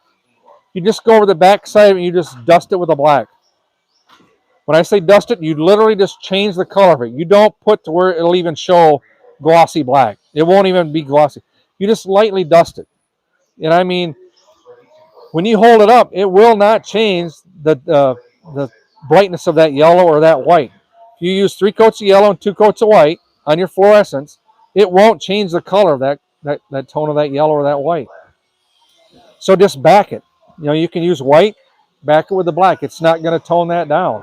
Where people get in trouble is they don't dry it or they don't put enough of that color down. You know, if you put a coat of yellow and you just hit it with a back with a quick coat of white, your chances of that turning and dulling down is going to be greater now because it's not got enough paint on it.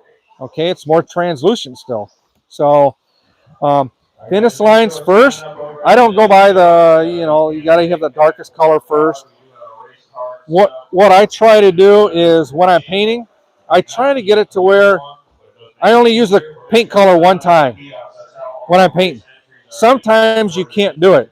Okay, if you're doing like yellow thin lines and you got yellow and orange in the back and a darker color in the front, ideally I don't want to have to go back and reload my gun up and clean it back out to get a different color. Sometimes because of the design and the colors that you've got, there's no way around it. You have to do it. So it's not a big deal. Okay. But what I'll do is, like, if you're going to do the front part here, we'll say we're going to do, yellow faded to orange, and you're going to have yellow window trim. Peel all that off at the same time. Okay. Bless you. And then back it with your white and do like you're going to do with it. What you don't want to do is have your yellow and orange here and paint it. Okay, then now you're going to come back here and do blue, and now you're going to pull the windows off and do yellow. You're just wasting a lot of time back and forth and cleaning the colors out in the guns and stuff. So I try to do it most efficiently as you can to where you're shooting that color all at the same time. Okay?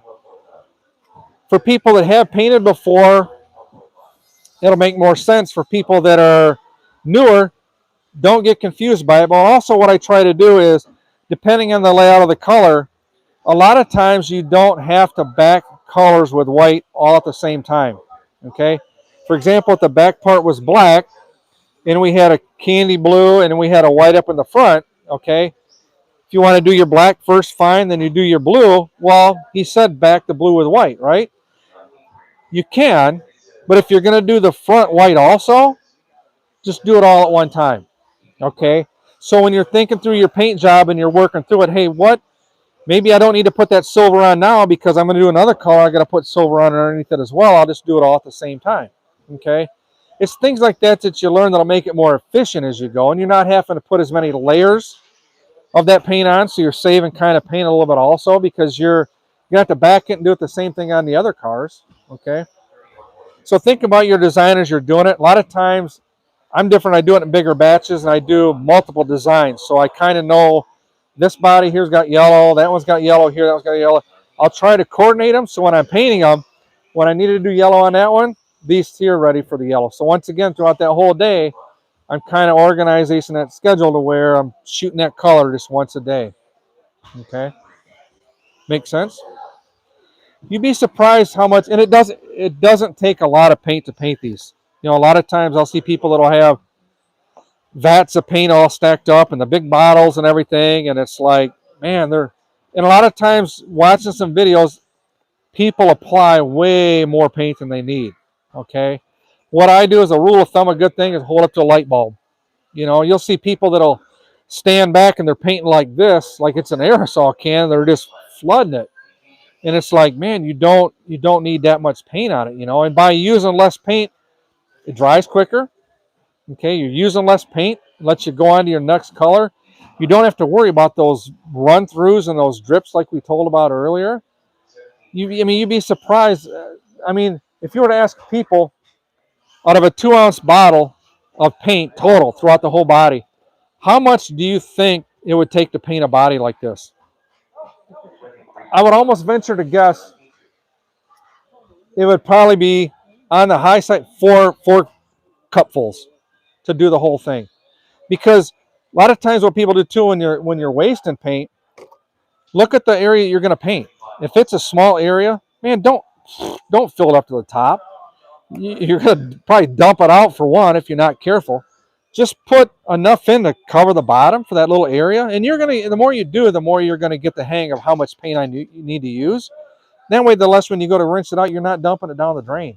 I mean, you can make these paints last, forever. You don't have to skimp on them, but you don't need as much paint as what I see a lot of people putting on them to get that color and that effect that you want.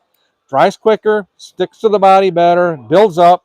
You know, you don't want to have a thick coat over a thick coat over a thick coat. You're adding weight to the body, and then it doesn't adhere and bite as well to it. So just go light with the paint. You know, you don't need to go heavy with it.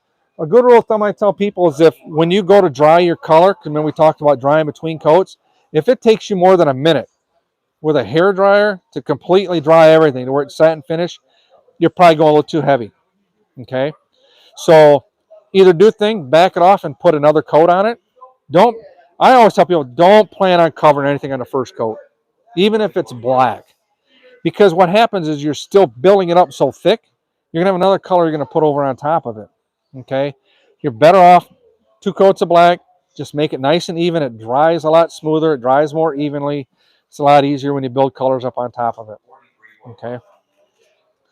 But if you don't know and you're first getting out and starting, have patience. Don't rush it. It takes time. I love people that come up to me with a paint job that's a really basic design, but sharp lines, great color, maybe a little bit of shadowing into it. You're learning to walk before you run.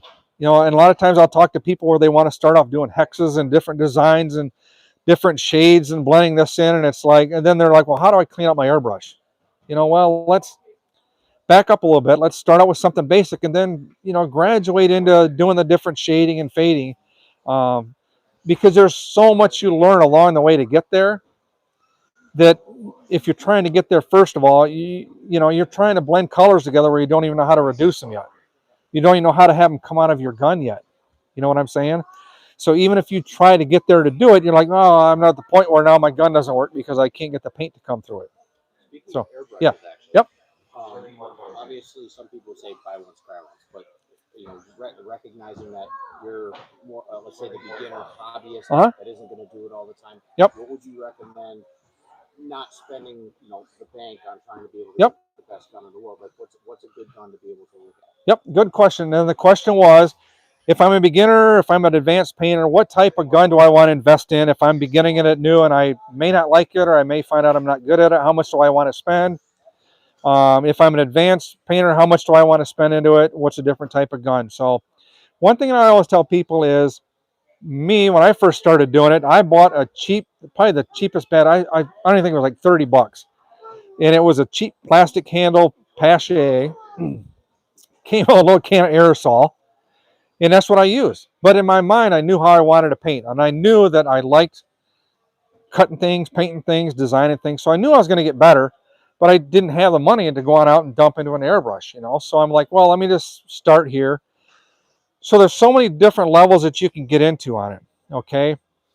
Depends on how much you want to get involved in it, and if you don't know, if you plan on painting RC car bodies for yourself. I know people that have bought them and said, hey, I got one, and my wife loves it for decorating cakes. She puts food coloring and decorates cakes. She uses it more than I do. Okay, there's a lot of different things you can do with them, but you don't have to jump out and buy the big high dollar top of the line stuff. Okay, it's like anything else in the world. It's like golf clubs. I hate using golf an example all the time, but you can buy the top end golf clubs and they don't hit anything straighter if you can't hit the ball straight, right?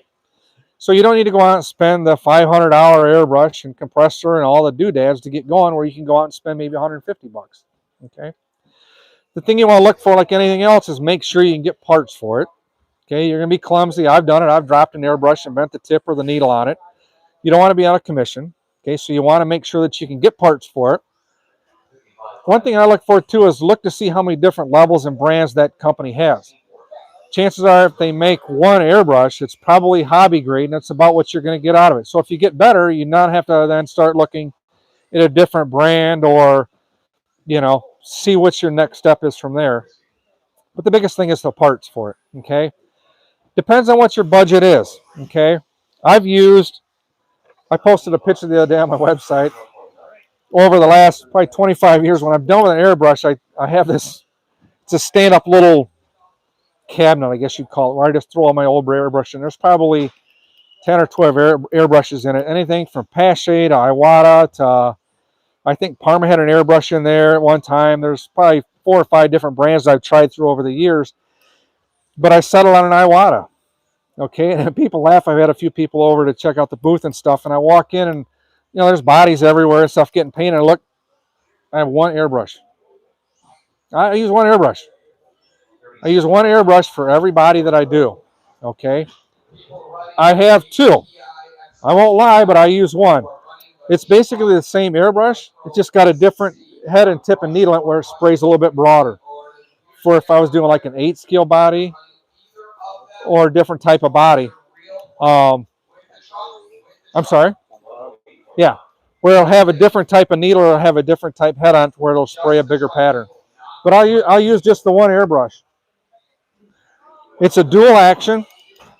This particular airbrush, and what I try to do for people that sound like they may get into it, whether you're doing plastic models, you're doing RC car bodies or cakes or whatever. For anybody, and same thing for me, when I started out, it was just a single action. You push down, and it basically gets you the paint flow, and it gets you the air at the same time. Okay? Doesn't take a lot of coordination. The dual action is the same thing, except when you pull back, it pulls the needle in and out where it advances the paint flow to it.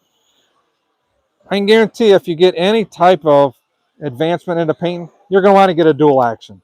You're going to advance to it. So the difference between the air gun, I think, is probably like maybe 25 or 30 bucks. So it's not a huge bank buster, I think, for down the road. Instead of now have to go buy another $150 airbrush to get the dual action, I would probably get it right away, and you kind of learn that muscular motion, that feel of getting used to how that is to pull that needle back and work it all. Yeah. Question was, do I use the same type of airbrush for all the paints? I do use it for all the paints. I don't use it one for each specific paint. The reason why people, I think, have multiple airbrushes, and I know some people have them because they do more detail as far as like figures or different graphics where they're doing faces or murals and stuff like that.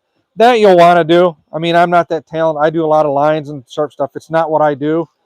Anything that I use for shading and fading, I find more than sufficient enough to use, the Iwata gun for it. I rinse it out between colors. I think some people like to have the same airbrush multiple because they load up the color and they let it sit so they can switch back to get the other color. I paint a lot of bodies. I don't feel like I'm that big of a hurry to where I can't rinse it out, just to move on to the different colors. Yeah. So as far as the guns, what do you want to invest? Take a look at it, maybe long run. The one thing that I would suggest doing, and I can't show the camera, but I have a air compressor that I use. This is the exact one that I use at home. Chris has this up here, RC Madness, that they use for demonstrations and such. But find something that has a holding tank on it. This particular one has a 2-gallon holding tank on it. It is extremely quiet. I'm on my 3rd one now, I think, that I've used over the last probably 8 years. And I use them a lot. So the difference that you'll want to get is some of the air compressors that you buy for, like Iwata makes them, Badger makes them. They make these small little can compressors that are extremely quiet. You'll see people do fingernails with them and stuff. The only problem is that they top out at a certain air pressure. Okay, we talked about air pressure earlier. If you get a paint where you need more air to paint through it, you can't add air to it. So now you're back to the point of where you got to use reducers to it. So if you're going to use that, get one that'll spray out as much air as you can pressure-wise. I think a lot of them are probably anywhere between 30 and maybe 45 at the high end on some of the air pressures on them. So invest in it. I mean, if you want to get something decent that I could say will last you for quite a while and you can grow into and develop, maybe 300 top end between the airbrush, the hose, and the compressor. That compressor I think is like $150, $175, 125 to 150 for a gun. You're not going to need to advance in any of them for quite a while. You can get parts for them. It's probably the easiest way to do it. And the thing is the smaller canister Badger ones, they're like 150 or 160 bucks, and there's no holding tank on them. These here with a holding tank, when you set it at an air pressure, it'll stay that and deplete from that tank. So you don't have to worry about the air pressures going up and down. The ones that I was talking about, the Badger ones, the canister type, when you push the air down, they turn on. They run all the time whenever you're painting. You have to have that to get the air out of it. It has nothing that holds air in ahead of time on it. So, and if you're wanting to get more out of it, that air pressure may start out at 35, but then it may end up by 30 or so because it can only work as efficient as the compressor is able to pump out of it. Okay, so before you invest in one of those, maybe look at Home Depot or Lowe's. You can go get those, and they'll last you for a long time.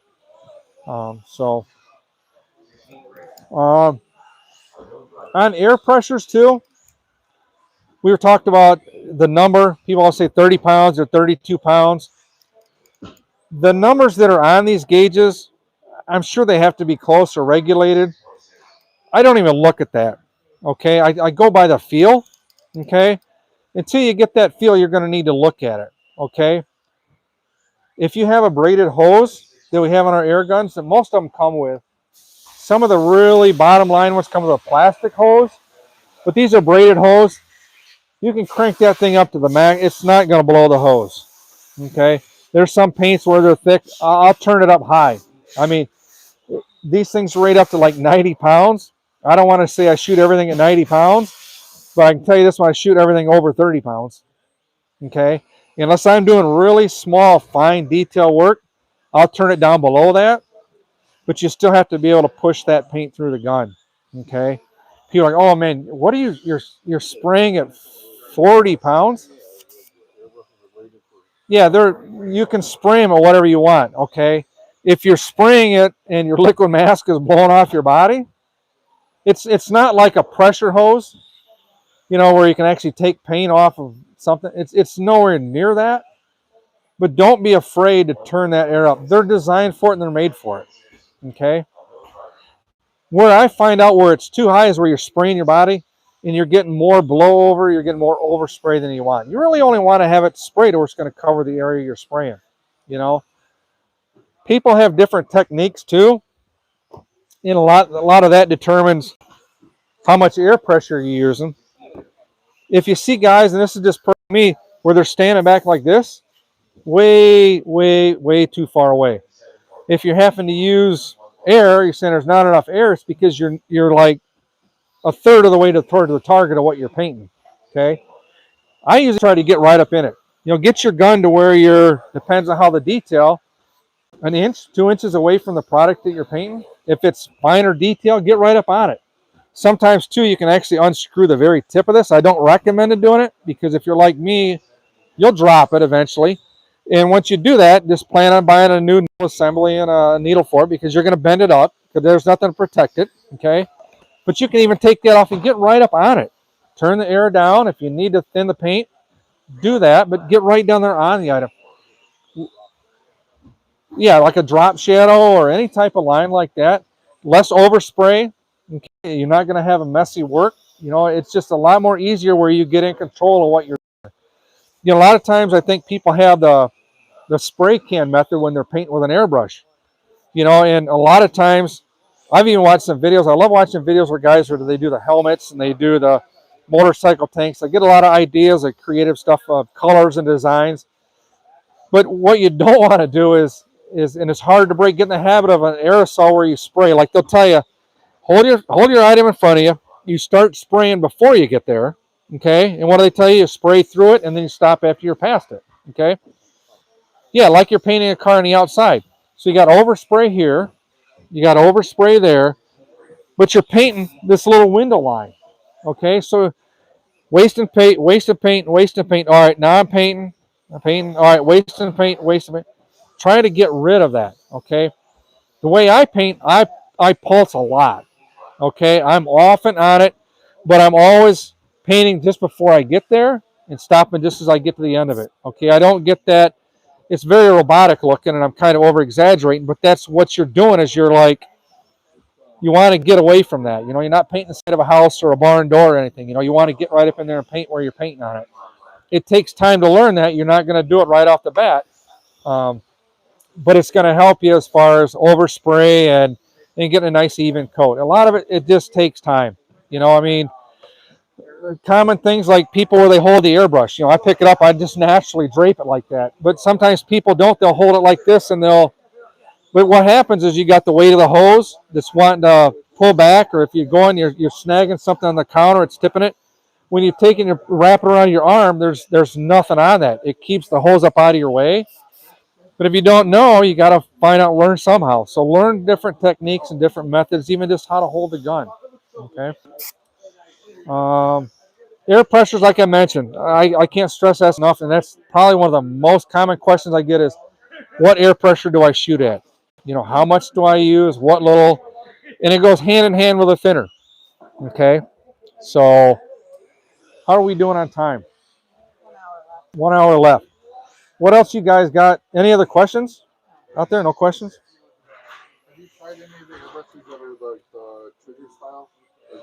I have not. Other people have mentioned it. They've got ones out now where it's kind of like I guess like a spray can kind of. Yeah. I haven't used them. The only thing I can say is I don't know how they spray, but if it's more comfortable for you to use, try them and use them. Try them and use them. It can't hurt. It can't hurt at all. With cleaning the guns, that's another question I get also, as far as how do you clean them out? What do you use to clean them out? That's a lot of questions and problem with them. What will happen is that people think that when they're using their airbrush and all of a sudden it quits working, something's plugged in it. Something's gummed up in it. I didn't clean it out good enough. So what do? You know, they go online and Google it. And of course, you got one guy that's soaking it in lacquer thinner. Another guy's soaking it in acetone. Some guy is saying use gasoline. I mean, there's anything you can think of out there, people are saying use it to clean it in it. Okay. What I tell people to do is use the stuff that's made for the gun. They make cleaners for them. Okay. What people don't know is there's O-rings, rubber O-rings throughout the plunger side of this and the top side. As soon as you put like a lacquer thinner or acetone or some of that other stuff, first thing it does, it wants to swell up those O-rings. Okay. So now you're going to start having air leaks. Things are going to plug up. It doesn't work the same. It's not like another tool you have in your garage where you can just put something chemical on it and clean it and wash it off. So a couple things you want to do is when you're painting, they're water-based paints. I'm fortunate enough I got a swap sink right next to where I paint. I just hold it over it. I just pull back on it, let the needle go back out of the assembly, put the air on high, and I'll plug the tip of it up with my finger. And what you'll do is when you're running water through the cup, it'll start to bubble, and I call it like back flooding, back washing. That's all you're doing. You take it and do that for like 15 seconds and let the water run all out.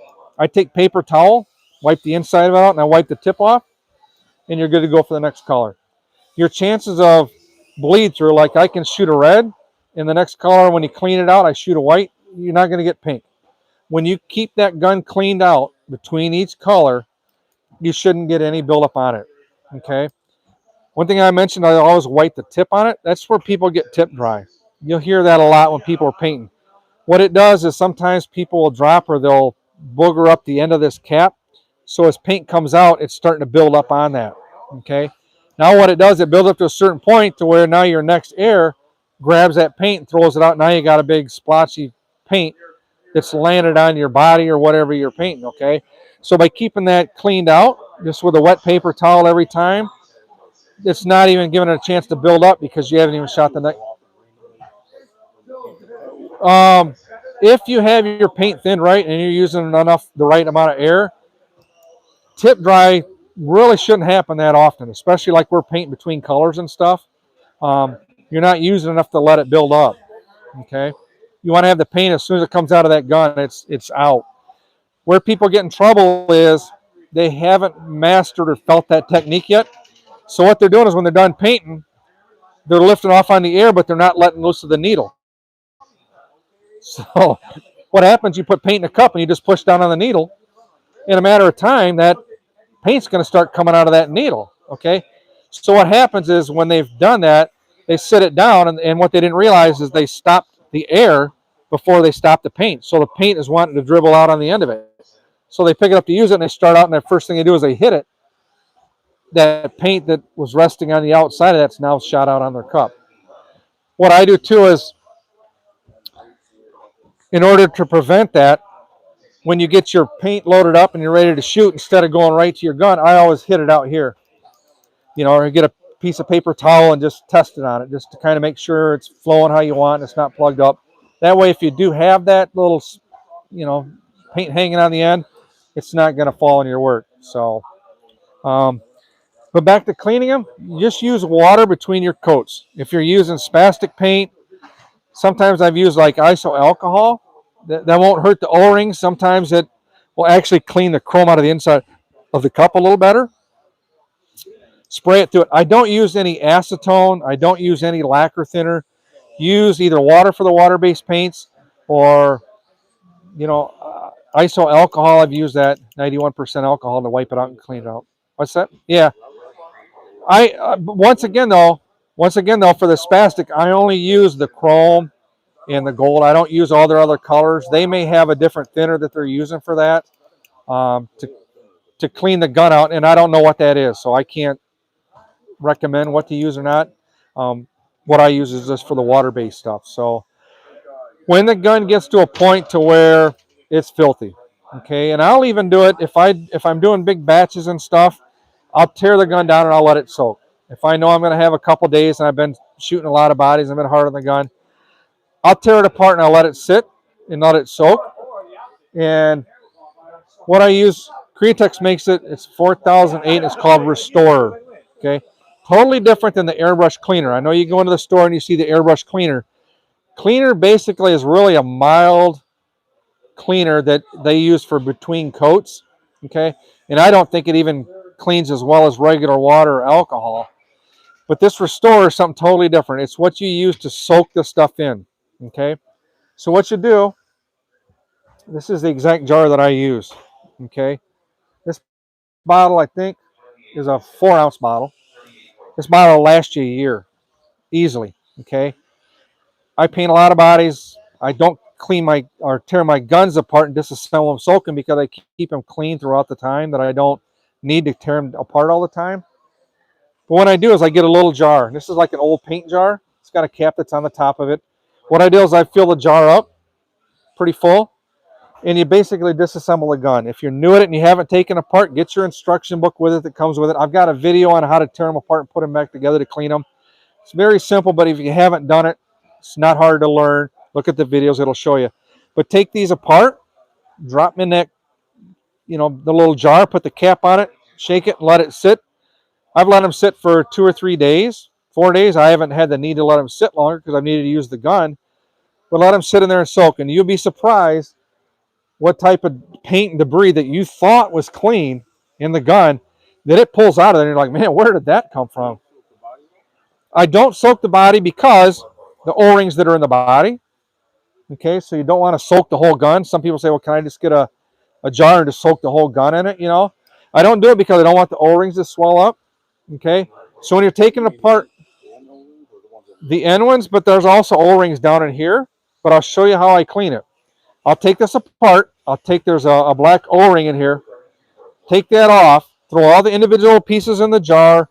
You can throw the little brass needle tip in the jar also. I'll take the needle. You don't need to soak that. I use the Restorer to wipe it off and clean it off so you know it's clean. What's that? Magic eraser? Yeah, I've never done that. But I'll use that to clean it. What I'll do then is I'll take a separate jar, and once you've got this all disassembled, I'll take it and I'll find a way to where I can just have the tip of this sitting in some Restorer. So it can't run back up in it to get to the O-rings and stuff, because you've got the air passage hole that goes through there, and you've got the other part that the needle and the assembly attaches to it. So you'll want to soak it, but you just can't take it and soak it and let all the Restorer. Other part that's out on the inside. So with a long screwdriver. Yes, yeah, you can take the whole assembly apart. You can take the plunger out of it. The other part's on the inside. Yep, all that stuff, the spring, the little lever, all that stuff you can take out and throw right in that jar. It won't hurt it. Because paint will, you know, you're cleaning it out. You may get water that runs back into it. You know, you're going to get stuff everywhere. So it's what's going to happen.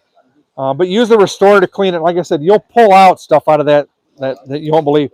The unique thing about it is why it make it last so much longer is it's kind of hard to see. I don't think there's much in it now, but all the paint and debris will settle to the bottom. Yeah, there's no sense to dump it out. Just get another jar and just strain it. I just pour it to where the paint starts to go up to it, and then I just stop and then take a piece of paper towel and wipe that out and throw it away. Yeah, it doesn't go bad. You know, it's not like it's gasoline. It doesn't evaporate. So that way, I mean, like I said, I bought that thing will last you over a year. Okay, and what I do is the biggest thing is, like I say, like when you're going to the dentist, don't wait till you go to the dentist and brush your teeth 20 times the night before. Brush them every day, you know. So the same thing with cleaning your gun. Between the colors and now when you go home, I know my gun, I don't have to clean it out. It's going to work the same way I pick it up, whether I was going to shoot another color through it the next day or the day after. You know, I want to have it to where I go down, I fire up the compressor, and I pick up the gun, I'm good to go. I don't have to, oh, now I got to clean it out. Now I got it dirty. And I think that's, yeah. And I think if you get in that habit of first starting out as a first-time airbrusher or you're learning how to do it, when you start out those good habits right away, good habits remain, and then you don't have that trouble. I mean, I get questions. People ask me all the time, "Hey, my gun's not working. What's clogged up in it?" Well, if you don't know, you don't know. But usually ask them 2 or 3 questions, and you find out exactly what they did and how they did it wrong to do it. So the plunger inside of it, once you get it all assembled, there's a little plunger that pushes a spring in and out. I just clean it with a Q-tip, and the Iwata comes with an airbrush lube. You'll want to re-lube it when you're done with it. Makes things, all the hinges and all the hammers and stuff. You can use it on the needle. I've never had to use it on the needle, but you can use it on it. So when you're cleaning it, like I said, the videos that I've got out there, take a look at them. It'll tell you how to take them apart, clean them, and put them back together. They do make little cleaning tools, kind of little small reamers and stuff for going in and out of the needles and tips. Once again, when you're looking for an airbrush, a lot of the airbrush companies, the better ones, they'll have all these accessories that you can get to keep it clean and keep you up and running and going with it. So, yes. What's your question? Are you an Iwata guy or Harder and Steenbeck? Harder and Steenbeck. I use Iwata. Okay. I know I have some good friends that paint that use the other brushes. I think they're a little bit more expensive. I don't know if they're better because I haven't bought one and tried one. I guess one day I'll have to get one and just try it. But honestly, I haven't had the need to expand anything different than the Iwata line. I like the way the stuff holds up. I like the availability of getting the different tips, the needles, the hoses, anything that I want. If I can't get it at Hobby Lobby or most of your craft supply places carry that brand. They're durable. They work good. Like I said, I'm a guy where I like to go down and just pick up my airbrush and start working with it. Okay. As far as the airbrushes, I mentioned I had a bunch that was in my holder at home when I'm done with them. I usually try to shoot right around a year for a gun. Okay, but that, like I said, that's between 700 and 1,000 bodies, give or take. You go through a lot of this. I've never had to replace like a plunger or a spring or anything in it. I wish I could see the inside of it, but the inside, I'll show these guys here. It looks different than your normal airbrush that you buy. Okay, it's really clean. That gun there is about 2 years old. That one made it almost 2 years, so it's probably well over 1,000 bodies. I would pick that up today and use it, but if you look at the inside of it, what's missing? The chrome plating is gone on it. And that's just because of cleaning it out and using it so much. Chrome hasn't came off anywhere else on the gun, but it's brass and shiny. The only difference that it makes is paint dries up on it quicker and easier. The chrome helps that paint flow through the whole assembly. That's kind of why I got rid of it, is because it was drying up in the cup and wanting to stick on that more quicker than when it was spraying through with a new gun. So, but the parts and stuff, like I said, I wouldn't hesitate picking up paint a body today with this. So they last a long time and they're good and durable. Maybe someday if I start doing something different, you know, I may invest in a different type of gun to use it on it. But like I said, I haven't really felt the need to try to expand out into something different to get it. So hopefully, yes, another question. Do you have specific tips for traditional airbrush artists transitioning to RC bodies who used to do bikes and helmets? Yeah, very good question. So I've had a couple people, and you do tattoos, right? So people ask, and I think I always admire guys like you because you have to think like we do too. Okay, you got to think outside the box, and you'll see stuff doing a tattoo. Oh, come on in, man. Yeah, I'm trying to go out. Oh, okay, my bad. It's all right. It's all good. So people, they have an advantage because you guys are probably good at murals and faces and designs and stuff, and you can do things different than what I can. The hardest part, and there's been a couple of guys that have done tattoos that I've talked to and worked with that say the hardest part they need to learn and the hardest part for them is they got to do everything backwards. You got to do it the opposite. And there's really no way to learn that until you start doing it. But the advantage you guys have got is you guys have already got the shading down. You just have to think backwards how to get that. Okay? So you've got the artistic part down. You've got the design, what's going to look good, what's going to be creative and catchy to the eye. You just got to learn to do it backwards. And I can't tell you how to do every body because I can't be with you. And the only way to really learn is to do it just by getting bodies and doing it. You're going to learn things on shading and fading. I mean, I can tell you some tricks on what colors to get to shade and fade different by not necessarily having to do it backwards. But the hardest part is to just learn it and try to understand it doing backwards. For guys that do helmets and stuff, because you have to learn it backwards, get a piece of glass. Put tape around the edges of it. Paint a way up because you got the advantage. You can look on the other side of it now to see how it looks. Rather than... Okay. Like a film? A film? Yeah, you can get clear film. Yeah. Yeah. Yeah. Yeah. Yeah. Yeah. So there's different ways. You can use like a piece of glass where you can paint on it and then just use a razor blade to scratch it off. If you have the ability to have some bodies or scrap Lexan and the stuff that you want to keep, a lot of times what I'll tell people too is I don't think they make it, or Proline used to make small sample bodies. They were about Spray Gunner does. Okay, so look up Spray Gunner. So if there's a color or design, you can use it for whatever you want. It's a clear, small, molded body like this. And I did it a lot of times because if there were some colors I was trying, I was wanting to know how much of one color to mix with the other to get that look or effect to it. Use those test bodies as samples for the colors and the fading and the shading and stuff. But a lot of that, you guys have got a lot more of that already learned. You got the hardest part learned. You just got to learn how to do it backwards. Okay? And that just takes practice and time. That's where the whole dark to light thing is. Yeah, and like you say, to your shading and stuff, your fading and shading dark to light. Because a lot of times too, we're an advantage painting bodies because when I paint it, I don't have to worry about my overspray because it's going to get covered up by the next color or I've already painted the hardest part.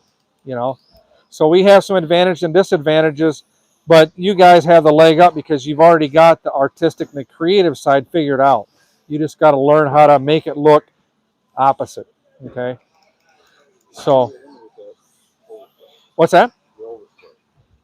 The overspray on it? Yeah, because you have to, when you're doing it on the outside, the harder part for bikes and helmets, you got to protect what you've already painted.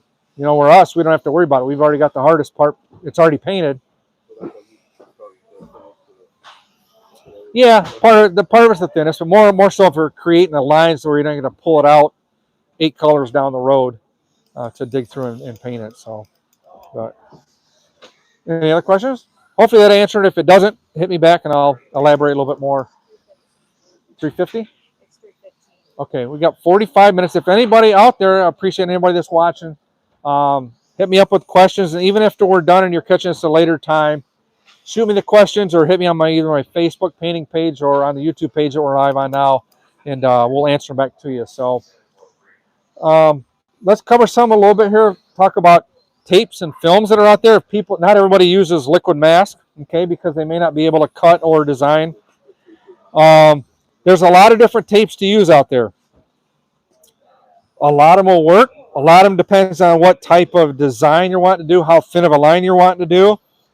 A couple of different things you may want to do once you get the body washed and clean, because you're using your hands more to touch the body, to push the tape down. Make sure your hands are really, really clean. Or if you need to use a glove, use a glove to do it as well.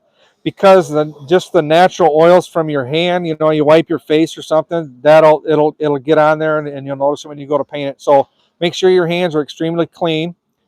And then kind of look, there's a lot of different tapes. One that when I did a lot of paint jobs, 3M made it, and it was called fine line tape. It's this greenish color, and they make it in all different thicknesses. Okay, it's not cheap. It's even gotten crazier since I first started using it. But the nice thing about it is when you push it down and you flatten it good with your thumbnail that you're using, you can definitely tell where it's sealed and not sealed. Okay, if you spray correctly and spray light, anytime you use tapes, you want to use light coats, more so than even like liquid mask, because it doesn't take much for to paint to flow underneath it, whether it be on a crease where there's a hood assembly or a vent duct or a wing or whatever. You want to be very careful. Since then, there are a lot of different paints. I've been watching a lot of YouTube videos on guys that do helmets and stuff. If you're interested in finding out those, because I don't personally use them and I don't know, there's a different color green, there's a different color yellow, and each one has to do with how well you can make curves with them. If you're doing straight lines, you may not need to have it curve as much. It may be actually more difficult if it curves too easy on you. But reach out in the videos, because there's so many different types of brands of tapes and stuff to use out there. Yeah, there's a lot of different ones out there. Make sure you seal them by pushing them down good with your thumb. The other thing that I use to tell people too is, because we've mentioned about drying the paint between coats, some of the tapes you got to be careful with, because as you dry them, they'll want to come away from the body. So you're going to dry it, you know, maybe either go back and look, maybe have to apply it with your fingernail to push it down, or just don't hit it with enough heat, you know, kind of like maybe sit it back where the heat will blow across it instead of right directly on it and stuff. So, but tapes work really well. I mean, it's a good way to not get frustrated by trying to use liquid mask and cut designs out. But you can still put racing stripes on cars. You can learn how to, you know, shade on each side of it with an airbrush. You can make a car look incredible with just one single line down it, you know. So you can fade and shade with it. Tapes work really well, and it's a good way. You know, a lot of times too is, even though you may be really great at liquid mask, every now and then I'll catch myself where there's something that either pulled up or it didn't turn out right, or I wanted to use them to make a shade for a straight line. I'll still whip out a piece of tape, you know, and lay it on down, and then you shade across that to get the design or the effect that you want to use. So, yeah, you can use a business card to get that straight line where you don't necessarily have to tape anything down. You can just hold it up to it and get that shade. Yeah.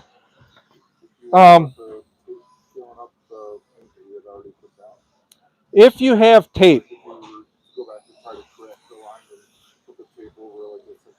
yeah. So there's a couple where you get really good. You get good at painting, and then you get good at fixing your mistakes. Okay. So I mean, I'm not perfect. I make mistakes. There's things where I have to go back and do where either I you know, the body wasn't clean, or I shot too much paint, or whatever the case may be, you'll need to go back and correct it. Okay, so what you have to do is, a lot of times there's certain things where you just can't fix. It's in a big area, it's big and open. When you go to try to take the paint off, I mean, it's like, put a sticker over it.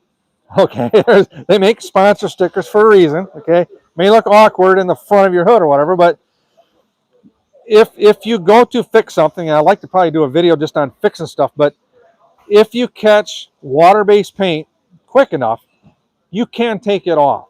Okay, even if you dried it, I've been able to go back and you can just use water. You can use Q-tips, or you'll find to be your best friends. Okay, you can use 91% alcohol and soak the tip of this, dip it in it, and go back and take it off. You can remove the paint with it. It's not too hard at all to do. Don't take this and saturate it and pour alcohol in your body, because wherever it goes in your body, it's going to want to start to soften that paint up. Okay, it's a little bit of work. It's not difficult. I want to say it kind of turns it into almost like a gel that you can use to wipe back and forth. Don't use acetone. Don't use motor spray. There's all kinds of videos of people, WD-40. I mean, there's all shoe goo, nitro gas from your fuel car. It may take it off, but what happens is you're going to see that body's going to kind of like crystallize, and as soon as you hit something, the body's going to shatter. So I've used 91% alcohol to clean it off, and it doesn't bother it. Don't pool it in it. So if you catch it quick enough and you want to try to do it, you know, you're going to have to keep in mind, if you're using a pearl color or something, now you got to worry about going back and relayering it how you layered it the first time. Typically, I don't have a problem with paint coming up when you pull the tape off. I can tell you this much: if you have paint coming up, 99% chance of the time the paint's not dry, because it's got to stick somehow, and when it's dry, it's sticking to something. Okay, if you have another issue where you're pulling up paint and it's wanting to flake off, people says it flakes off, you probably just didn't get the body clean enough. There's a process that you did that's not letting that paint bite to that plastic. Okay. Any other questions on the tape? There's a lot that's out there. It's not cheap, but you can come up with some really cool designs using the kind of tapes. Yes, stencil question. Go ahead. Are there any stencils on the way to use often? Yep. So I just picked these up too. You had mentioned using a business card to paint lines and such. There's all different kinds of templates you can get. And people that have a Cricut, it's very easy to make it. Some people making their own. What I use a lot of, it depends on the designs and stuff. Honeycombs are really popular. It's got a really cool, I mean, I got videos on it. If you want to do some slight shading, I mean, you can take the honeycomb and hide it to where you only see them when the light hits them a certain way. You can really change the whole effect of the body on the track, because even though you may be just lightly dusting it, it'll turn that area of the body a little darker, lighter, so it doesn't look as plain. Yeah. Yep. Yep. Different types of paints you can use to give it a different glitter effect. So there are people that make them. Like, here's one, for example, that I'll show you. And I got a few videos on these. This is a Bitty Design one where they cut them out. They got this one. There's another one too, like electronic circuit board panel. It's really cool. They work good.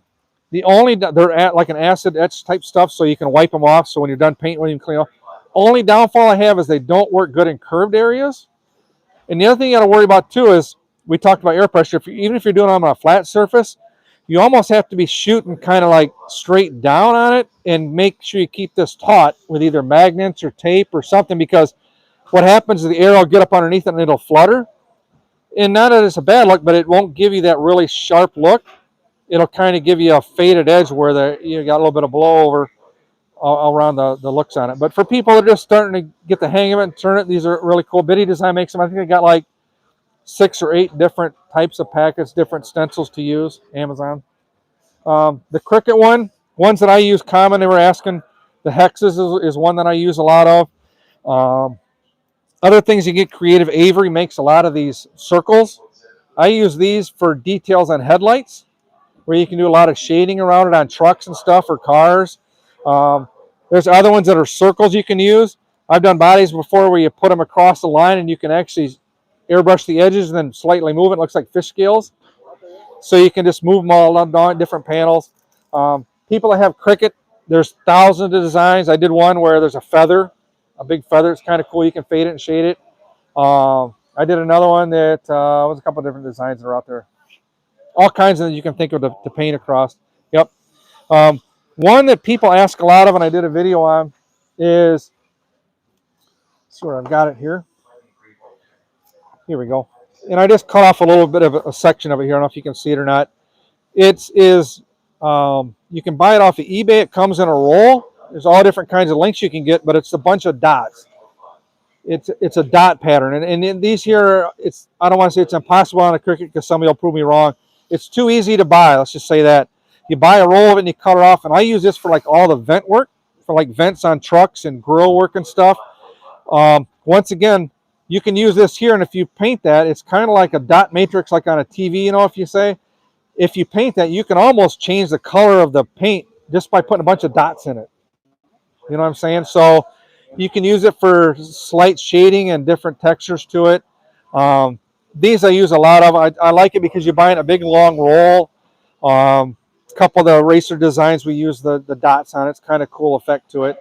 But anything you can think of. That's why I like watching all those videos, because those guys are creative on picking off different things. And like I had one where I went carbon fiber is another one. You can get that rubber tool mat material you put in your toolboxes. Really flexible. So it's great. And you can do a carbon fiber look where you hold it down and that stuff's real flexible. You can dust it, hold it and dust it with black. And then when you're done, pull it off and then go over the back side of it with silver. And you can almost get that carbon fiber look pattern to it. So anything that you can find. I mean, I've seen people use a lot of lowrider cars. They'll take a doily. And I guess that's how they used it back in the day too. I guess they used it. They'll hold it over it and they'll airbrush through it. Yeah. Yep. Another thing you can do, and I didn't bring any up, but you can get cellophane. You can get tissue paper. You can get a plastic baggie. And there's several different ways where you can make a marble texture look to it. The easiest way I've found to do it is you get the cellophane ready. You spray the area you want to have marble look and leave it wet. And then you just go through and you just blot it. And that way it kind of gives that different texture to it. And then you back it with either a silver or whatever color you want to do it in. You can get some really cool effects with that too. So hopefully that will answer the stencil question. There's a lot out there. Look for a lot of different people. Like I said, Biddy has a bunch. What was the other one? Mission Models. Somebody may have a bunch of different types that are out there. I'm sure if you Google it, if you look on eBay, you'll find a bunch of different patterns and stuff to do it. So how much time we got? It's 3:30. I would wrap up. Okay. We'll probably go till like 1:45, we'll say. We'll go 1:45. Like I said, if you don't have any questions, or if you think about them after we're done, please don't hesitate to send me a message and get them answered for you. So, yep. Yep. Yeah, the window trim. Fortunate enough, I'm able to where I've got a steady enough hand where I can cut it. But what I do is, when you're first designing the body, I'll take and I'll draw it out with a Sharpie, and depends on what side you're looking at. I usually cut on one side or the other of the line, so that way, when you're cutting through it, you're going to know that where you left off at. Okay, like a lot of times too, and we'll talk it briefly since we talked about when you're drawing the design out. When you're going to cut it, a lot of times what people think is I cut exactly on that line.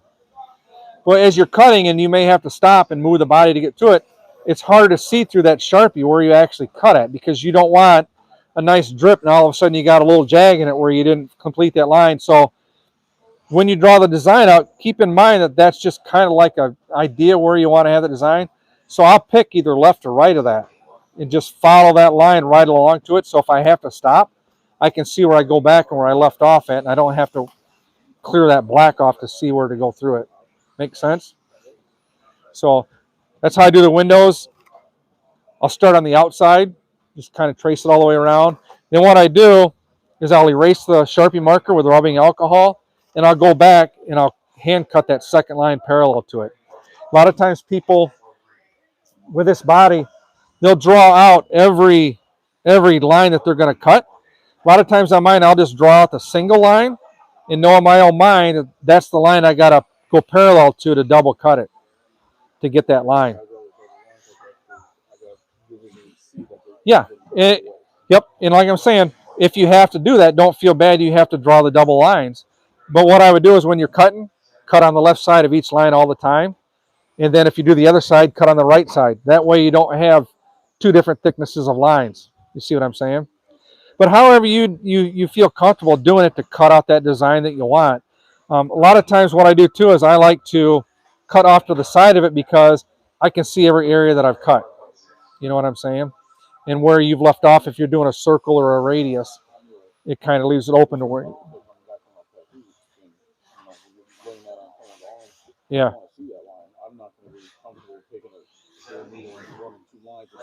Right. Right. And the thing is too is there's a lot of different painters out there that I talk to that have a different technique or a different way on how they do it. You know, I mean, a lot of times I heard painters, they'll get those really strong magnets, and they'll hold the design on the inside of the body with the magnets on the inside and outside to hold it in place. Another thing too is that I tell people on the subject but off the subject is do your design after you've already liquid masked the body, okay? Because you've got the feel of the texture of it. When you hold something on the inside of it, it almost wants to hold that design in place as you're cutting it. So that helps as well.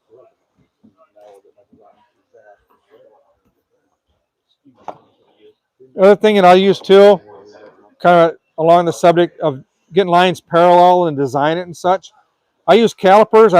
Doesn't matter if it measures in millimeters. I don't even look at the dial, but I just use it for a reference point between the two. And as you're designing and you're laying it out, the way I lay out a body is I only design half of the body. Because if you got a body where you want it symmetrical from one side to the other, you're basically looking down the center of the body. And if you're good at right-handed or left-handed, depends on what side you design. But you can make templates. Okay, you can get tracing paper of all different thicknesses. So when you design half of that body, make a template for each section, and you just flip it over and you use it on the other side. Yep. And what you can do is, it's really nice on on-road cars because there's all kinds of reference points that you can use, like the corner of windows or a edge of a headlight assembly, all different areas. So when you make that template, you can flip it over and you can make them almost identical from left to right. It's funny because there's a few manufacturers that makes bodies to where the bodies are not correct. Nowadays they're 3D print them and stuff. Yeah. Yep. Because we want a lot. My wife always says the body always looks so busy, but I said if you look at the detail, not only does it look busy, but it's consistent. Symmetrical. Yep. Yep. So I mean, and it's nice too to make templates. So if you need to do multiple bodies or different bodies, you've got them to go back, especially for somebody that just paints for themselves. Or all right, another good question. Light board. This will make you a pro. So when I first started painting the way that I never got a light board. I worked underneath a light, and I had a white pillowcase that was sitting on the edge of the table. And that's what I used to cut over. Because what people think, and you'll have to understand it, is you don't want light shining over the top of you on what you're cutting. You want light to come up from the backside. Okay? If you haven't done that, try it. You'll find it's going to work 110,000,000% better. When I first started switching over and doing it, I'm like, man, how did I even do it before? I mean, because so people focus on light over the top, and it's not wanting to show what you're looking for. So if you don't have one, they're called a light board. Look on eBay. They average anywhere between $25-$30 on up. They make them super huge, which I'll probably eventually get for sometime. I usually get the one that sits kind of like on your lap. I think it's probably a 20-inch, 18-inch, 20-inch. Yeah. And the nice thing about it is very lightweight, it's very flexible, very thin. It's got 3 different light brightnesses on it. It's not like people say, well, I put a bright light below me. Well, I tell you what, it'll hurt your eyes. You'll go blind with this bright light underneath you. But it's got a nice tone to it.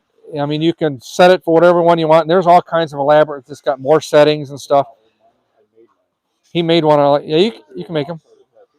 Right. Yep. Yep. Yep. So if you don't have a light board, look into one and invest in one, because you're going to find out that it's going to make your life a lot easier. It's like almost putting on magnifying glass. It makes the lines that you've drawn, and then also the lines that you cut, man, they just pop so much clearer. And when you get good, I mean, you can't do every body where you don't lift the blade, but it's going to help guide you so close to where you can feel that blade. When you feel that previous cut, it'll fall right in it. And it's just, it almost amplifies the light so much more by using a light board. I mean, it's if when people ask me, hey, what do I want to get? It's almost as, as important as what air compressor. Get a light board. So it's going to make your life that much easier, And I don't think I've heard anybody that I've suggested getting one that said, yeah, it was useless or it wasn't worth it. Yeah. Yeah. Yep. All right. Any last questions? We got about 10 minutes to go before we wrap it up. Yep. Since you have a community of clients, Yep. Do you have a file of your stencils or whatever, so that you get an idea of where you are in the world regarding? Yep. Good question. Is something that I do, and I think a few other painters have taken on something very similar to it. Is there's a lot of guys that I paint consistently for time after time, whether it be racers or just your normal guys that bash and stuff. And what I find out, and you guys will find out as well, is what takes the most time is designing the body, coming up with this scheme and stuff. So what I do for every guy, and it takes a little bit more time up front, is I'll draw the design, get approval from the guy, hey, that looks good, don't look good, go with it or whatever. But I'll make a template. And what I do is with the templates is I save an envelope. Very pretty simple. And what I do is I'll make templates of every part of that body. The hood, the trunk, the lid, and so on, the quarters. And I'll save them. So that way if I go to redo another body, I'll have that general template laid out, okay? I'll save it on the envelope. I put their name on there, and I'll put the recipe. Stupid as it sounds. What color paint, because there's a lot of bodies I paint for and a lot of different people. A lot of times you can't tell from the photo exactly, is it a regular yellow, is that a fluorescent yellow, or if for some reason the guy wants an off-brand paint where it's a specific color, you've got it all written on there. And what I do too is I'll go through it and I'm always looking for ways of improving it better. I may even change the paint order. So I'll have the paint order when I get it. This is where you do first, second, third, fourth. I may try something different to where I may mix it up to where it'll either save time or it'll come out easier. So I'm always looking for a way to change the order of it. I keep them all in a stash. I got my racers in one category and my other guys that do crawlers and such in a different story. But I keep them for the guys that come back to do regular business with me. I had a guy who just recently did his rendition of my paint job, so I sent him a picture. I sent him as much as I could. Yep. But it was interesting how after he took in about 5 or 6 picks, he didn't really talk to me back. He was locked in. And 3 or 4 weeks later, he sent me the bodies, and I could not believe not only how vibrant the colors, very, very close, but his rendition of it. Yeah. And, if it's some sort of edges, he put like a little twang into it. Yeah, and a lot of people do that, and I always encourage people to. I mean, yeah, a lot of times people, they'll have somebody else paint for their body and stuff, and a lot of the painters that are out there, they'll say, hey, I'll do something close or similar, but let me put my spin on it. And man, I love that, because it could just be something. Yep. You know what? Yep. Like, I'm all trust everything. Yep. Can't wait to see it. So, I mean, there's a lot of times people say that they'll, I may paint a body for them, and they'll say, I want to give you one of my bodies and put your spin on it. Right. And that's what makes it creative and good. And one thing I always encourage people to is people that paint bodies are kind of like musicians. Okay, you can turn on the radio and you can tell me what AC/DC sounds like, right? The Beatles, Mick Jagger, any of them. You know who that is singing by who they are. And people are kind of that way with the bodies also. Man, I knew that was I don't know how many times I've heard that. I knew that was your paint job before you even posted it, But what I tell people is, I'll tell you how to do everything I do. I won't hold back. I'll explain it. I'll tell you the flavors I use. I'll tell you everything, but you have to do it with your hands. I can't do it for you. And one thing I tell people is, not everybody wants me. Not everybody wants my style. What I want you to do is make your own style and create your own style. What I like is where people are like, I'm not all about the lines. I'm more about the murals and stuff, man. Dude, that's what I love. I love people where they don't want to just, because it's too easy to copy everything I do. People do it, you know, it doesn't upset me, you know, I mean, it's kind of like, all right, it's cool, you know, I mean, they can probably do it just as good as I did, or they change it slightly to make it their own rendition. But the thing is like I always encourage people, man, just take it and run with it. You know, make your own designs, come up with your own style, and be creative about it. And don't be, you know, I don't want to say be copycats and copy everything if everybody does, but you know, run with it. Yes, question. Do you use anything to help prevent rubbing around track powers? Good question. Good question. Do I prevent? All right, good question. We'll cover it. Once your body is done and completed, what do I want to put on my body to protect it? We talked about sealers earlier, but what happens is you get that speed controller, that shock tower, that body, something will rub on it, and you really can't prevent that just by the sealer that we put on it, okay? I just bought the other day from One Up. It's I think 5 sheets in it. It's almost like a fiber web, really thin. I think they use it mostly on their on-road cars. I tried some on a car and it's sticking and working really cool. It doesn't work on nitro. That's the only thing. It's not like an aluminum. It's more almost like a carbon fiber. It's a really thin weave. You can use that, but also people use the aluminum duct tape because it's nitro cars. It gets the heat. You get the fuel. That stuff molds so easy to fender welds, so you can use that.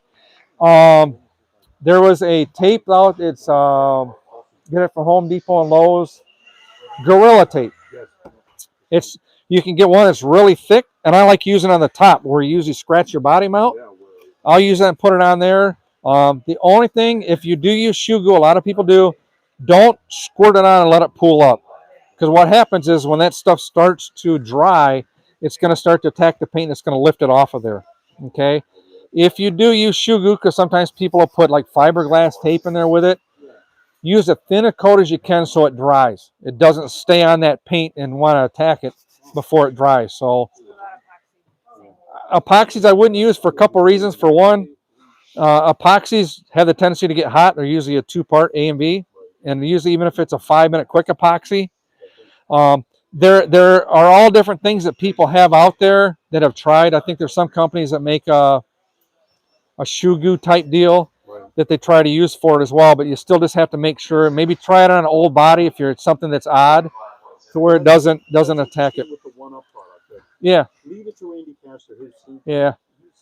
You got some cool stuff. Randy does. Yeah. You know, that's what's cool too about the hobby, aside from painting and stuff. It's so cool that people are always coming up with stuff, and sometimes, man, it's the most simplest thing where you're like, man, who'd have thought? The only thing I got, who'd have thought to make little red buckets and sell off at mini nats, and then they sell out. I didn't even get a chance to get one. You're right. I mean, they're the coolest. I know. I think he sold about 250 in like yeah, a day. Yeah. It was like, yep. So hopefully, what I'll do is I'll wrap this up. Hopefully you guys got something out of it. I know it's long. It's something different we tried. It's our first time doing it. Hopefully you guys got something out of it. Let me give you feedback on not only my Facebook painting page, but also the YouTube page that we streamed it live on. If there was questions that you had that I didn't cover, by all means, hit me up. I'll get them back to you. If I don't know the answer, I'll figure it out for you. Once again, I'd like to thank Chris, everybody up here at RC Madness. We got the 2026 Mini Nats going on. This is a race that I love coming up to. This is like the 5th year in a row I've come up to. As soon as we drive home Monday, I'm already thinking about next year.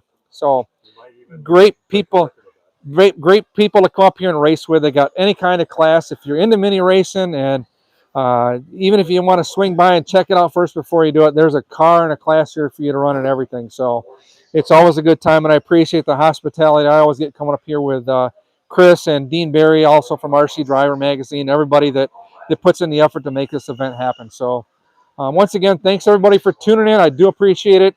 We'll look for more of these in the future. So take care.